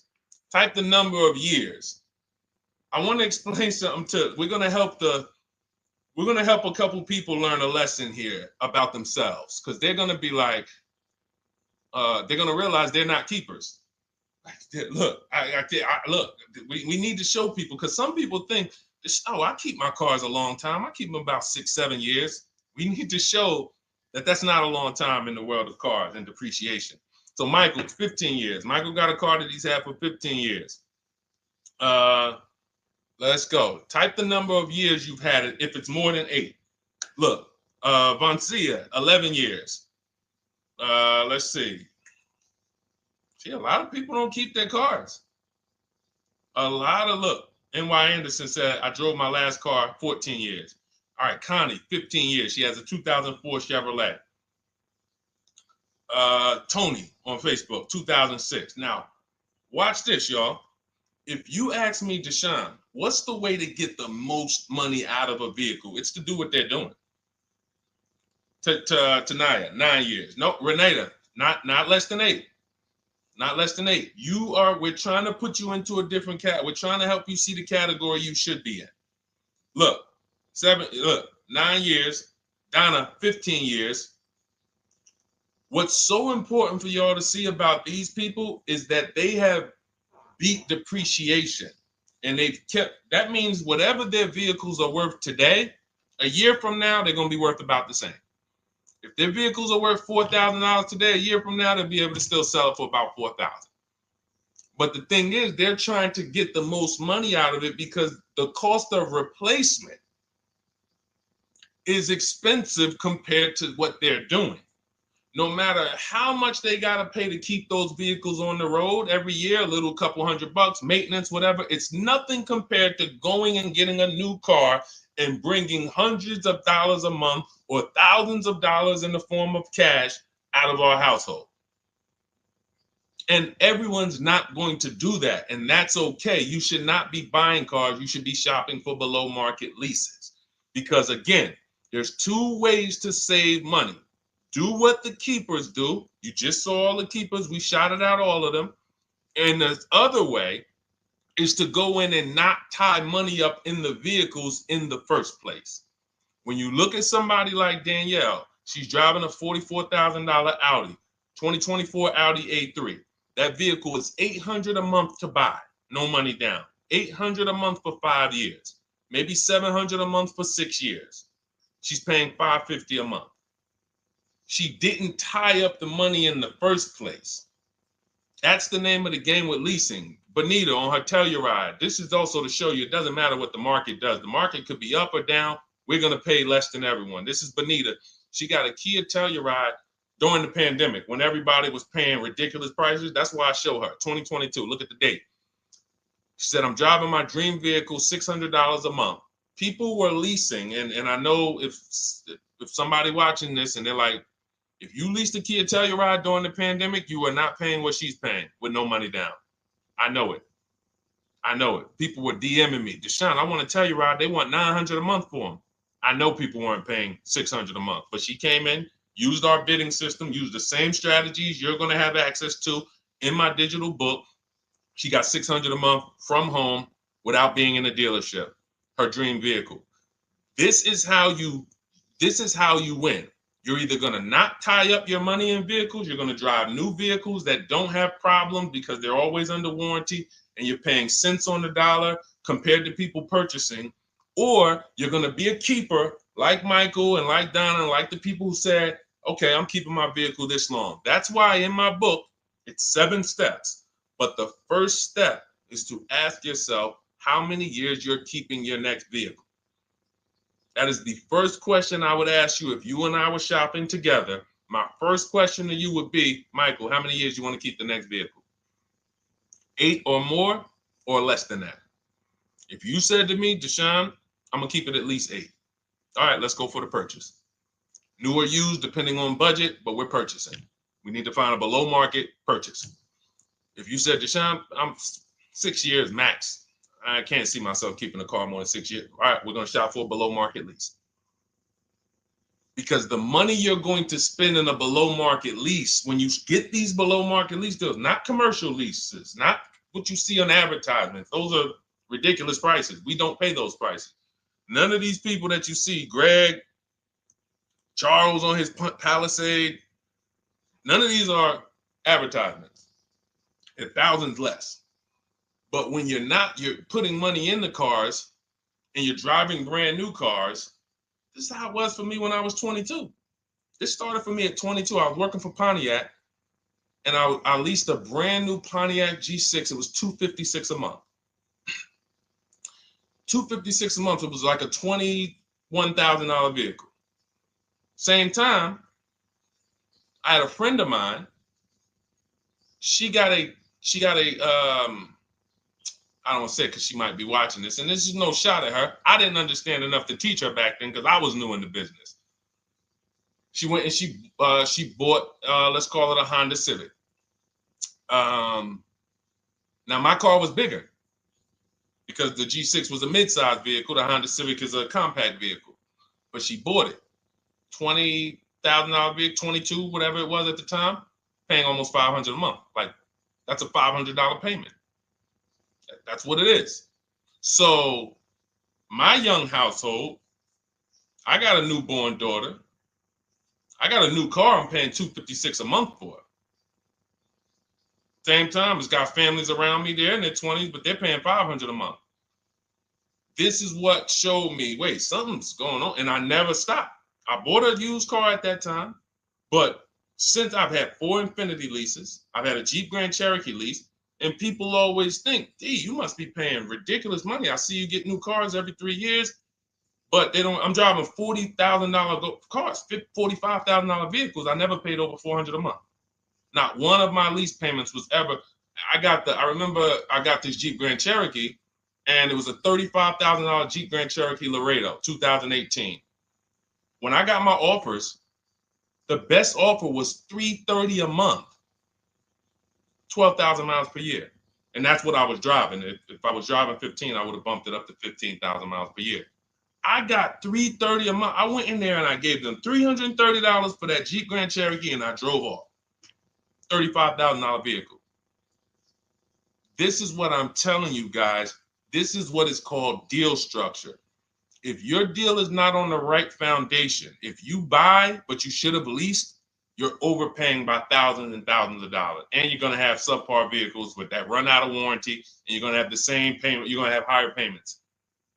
I need you out of these 2 categories. I need you in one of these 2 categories. I'm either going to keep my vehicle long enough to beat depreciation, 8 years or more, or I'm shopping for a below market lease.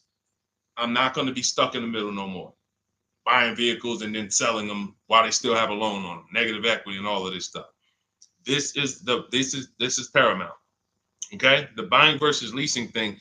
I need most of you to put this to bed today. And I think I'm one of the only people that goes into buying versus leasing by the numbers.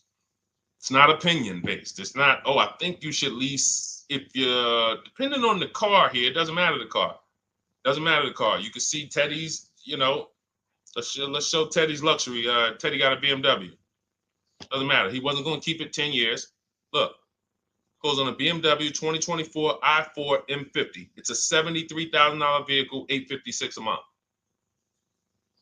$856 a month. Look, he said the dealer's initial offer came in at $937 using the counter offer calculator. Using the counter offer calculator, he counted at $829. 8:56. If you just jumped on the broadcast, I showed you some of the calculators that I created that are in this book. In my book, there's a reason it's 5-star rated. There's a reason people that you can go read what your peers say about that book. Get your copy for 75% off. It's in my TikTok bio. Click that picture of me. Click the link. Same thing on Instagram. Go to my bio, click the link, and you'll see a button that activates the 75% off book. And if you're on YouTube or Facebook, it's in the comments section. 30 minutes only. Get your book so you can have access to all of this. Unless you just have an incredible memory and you can remember everything we talked about over the stream, but none of you can. I know none of you can. That's why, I mean, I couldn't even do it. It's just too much. We're talking about used car strategies, new car strategies, lease strategies. You guys, you're not gonna remember all of that. But anyway, let's go. All right, I think we got time for a few more. Go ahead, Dolan, keep it rolling. Make sure you guys screenshot the support page. As soon as you pay for your book, the book is on the thank you page. Remember that. I don't want you, I send you the book 2 ways. As soon as you pay, it says access your link below. Open it. You can click it and save it right to your phone or computer right then and there. If you do not save it right then and there, make sure you screenshot the support page or use the support email that's scrolling through the screen. This is not for questions. Do not send me general car questions here. I don't answer questions by email. That is strictly for those of you who have your book and you're like, or you paid for the book and you're like, okay, where is it? It's usually because the email was wrong. That's okay. Hit that support email so that my team could send you the link out so that you can have your book today and start digging into it and using it. Even if you're not shopping right now, you can still map a plan out. Go ahead, Dolan, shoot the next question up.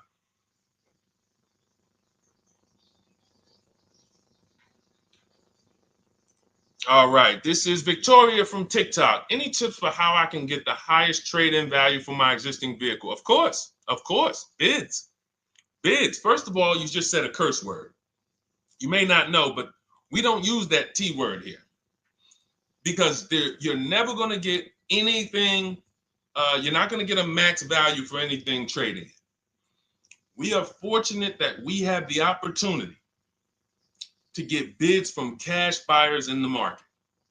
And I'm not talking about cash buyers like Facebook Marketplace where a person, it's one of your neighbors from your town coming to look at your car. I'm talking about institutional cash buyers. People who cut a check instantly and, they do an inspection. That Jeep Grand Cherokee I sold to CarMax, they were the highest bidder 3 years ago during the pandemic. I'm not going to tell you what I made because those values don't exist anymore. So it just doesn't even make sense. But, those of you who were watching my videos earlier 3 years ago or using my tips, you guys cashed out and made ridiculous money. When corporations were trying to make money on people, we made money too. But CarMax won the bid. I went down there. They did an inspection on the vehicle. They came back. Accounting department came, cut me a check. I walked away with a check. That's it. You don't want to trade. You want to sell. You want to break your not even break your transactions. I need you, Victoria, to realize there are three transactions in a car deal. Who you're going to sell your car to, that's one. Who you're going to buy your car from, that's another. Who you're going to get your loan from, that's the third one. Now, you're not always cash buyers. Deshone, I pay cash, then you don't need that. Deshone, I don't have a vehicle to replace, then you don't need that. But how do we make sure we get the highest value or the biggest discount? Bids. Each one, we make the market bid. So what you should do right now, Victoria, this is step 2 in my book. After we decide whether we're going to buy or lease our next vehicle, that's step 1. Then we move to what is called the equity assessment. We need to find out, do we have equity or negative equity? Equity assessment. We call our bank. If we have a loan, we find out what our payoff is. Then we're going to go to carmax.com. I'm going to give you the 6 companies. This is the equity assessment process. We do this for leases too. I don't know if we have time to go into that, but I'm sure there's people on here who didn't know you could sell a lease. Type a question mark if you didn't know. Deshone, what do you mean selling leases? I never heard of that before. Type a question mark if you didn't know you could sell leases. We have an equity assessment process for that too. But what you would do is you go to CarMax, Driveway, Carvana, Kelly's Blue Book Instant Cash Offer. This takes 20 minutes. Auto Nation, Sell My Car, and Car Gurus, Sell My Car. Car Gurus, Auto Nation, Kelly's Blue Book Instant Cash Offer, Driveway, Carvana, CarMax. 6 offers in 20 minutes. That's bids. See, everything we do is a bid. That's how we have peace of mind. We don't negotiate. We make people negotiate with each other. There's 2 schools of thought. I want to remodel my kitchen. I want to remodel my whole kitchen. I go in and I have 5 people come out to give me a quote. One of them comes in and I start negotiating with them. Hey, you got to take less. Hey, you got to take less. You got to take less. I don't know if it's a good price or not. But when I come in, the first person comes in, I say, hey, okay, great. Is this your best offer? I'm having a couple other people come by. Oh, okay. Okay, thanks a lot. Next offer? Oh, next offer? Oh, well, listen, look, I could beat that. Oh, I'll give you another 5,000 off. They're competing against each other. When someone knows you are shopping their competition, you're making them compete with each other. They're negotiating with each other, not with you. That's a bar. Type of exclamation point if you got that. When people know you're making them compete with their competition, they're negotiating with their competition, not with you. That's the power of bidding. That's why we got grandmothers and single mothers that can come in and do this. That's why we got people who can come in and do this. You know, how are people getting these prices? Not negotiating, because they're making people negotiate with each other to earn their business. They're making banks negotiate with each other to earn their business. It's a beautiful thing. Banks and dealerships depend on you not making them compete. They want to negotiate with you and try to make you imagine and make you think, well, that's the bottom. That's the bottom. And you think that's the bottom, but that's only their bottom. Their competition's bottom is different. Their competition's best interest rate is different. Their competition's best discount is different. And why is what we do so easy? Because we're right here in our houses.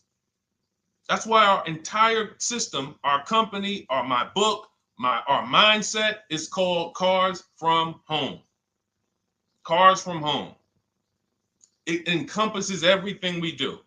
Cars from Home.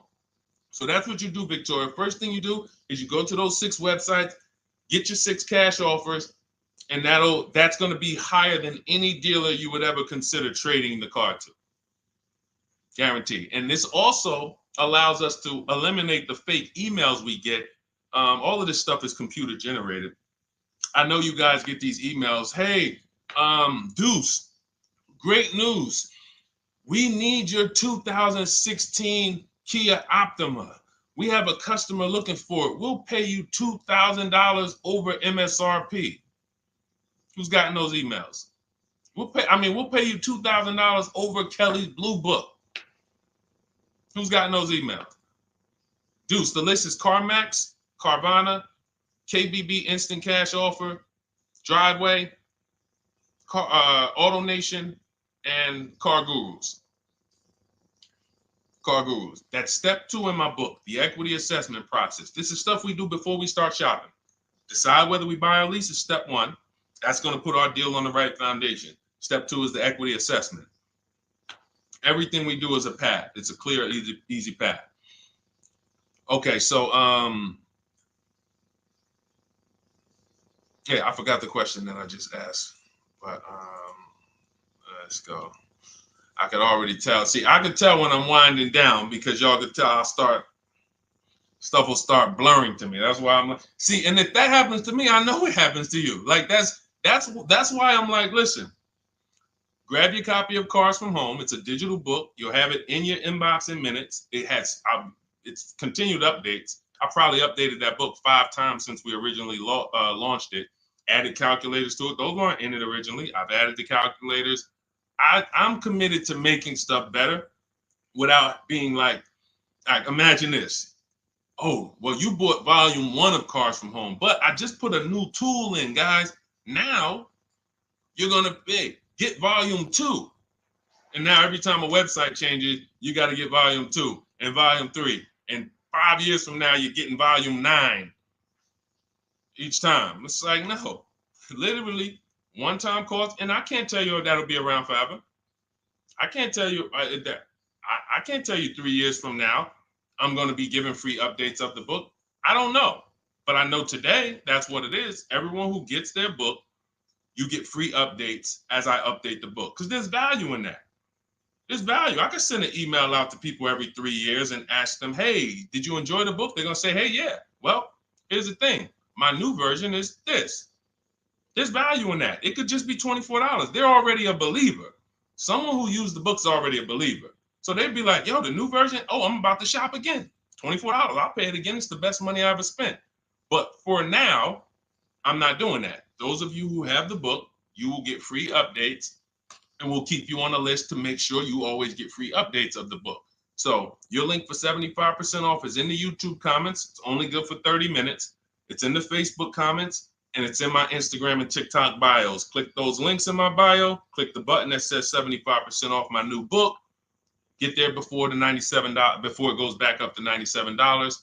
And make sure you save the support email, guys. Screenshot the support email. It's scrolling across the bottom of the screen.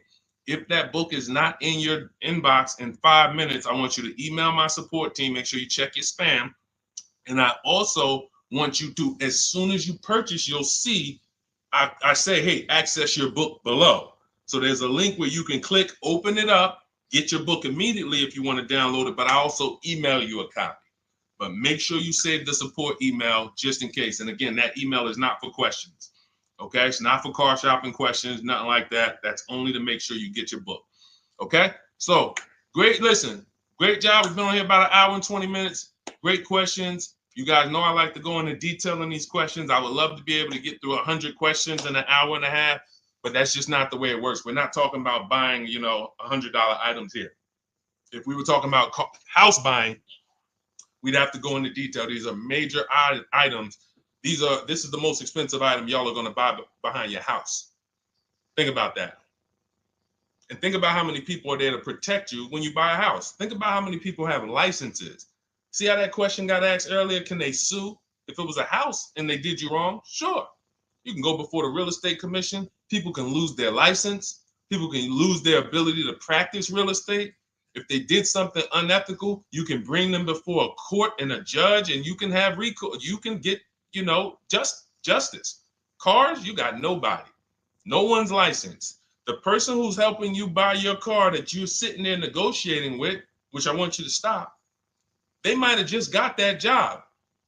And they didn't get that job because they're a finance expert and they're someone who understands how to help you, because they're not going to ever make you compete against. They're never going to put you in a position where you can make them compete. They'll say, hey, let's negotiate. But here's the thing. That person just got a job because, you know how many people walked in a dealership with a good smile and a good personality? 2 weeks later, they're selling cars. These are the people that are helping you. They're not licensed. They didn't go through school. They didn't go through ethics training. They didn't go through any of this stuff that realtors and brokers have to go through to help you buy houses. So when you get your car, it is on you. That's why you want me working with you. You want my blueprint. You're not by yourself. You're watching my videos. Once you get my book, you can stop watching my social media videos. I don't want you watching my social media videos if you have my book. It's just going to confuse you, because what my social media videos do is warn you what not to do. That's what my social media videos do. Don't do this. The worst thing you could do is this. The worst thing you could do is this. Don't do this. My book is teaching you what to do. It's telling you what to do. It's not an education book. It's a do this first. Step 1, do this, do this, do this. Step 7, hey, congratulations, we're taking delivery. We're not focused on that. So once you get my book, you don't have to watch my social media videos ever again. And I want to say that because a lot of people will get the book and still be watching them and trying to piece it together. You got my blueprint. You don't need those videos anymore. Okay? So always a pleasure, y'all. God bless you. To those of you who have your book, make sure you email me when you pick up your cars, send me all the details. Deshone, check this out. This is what I got.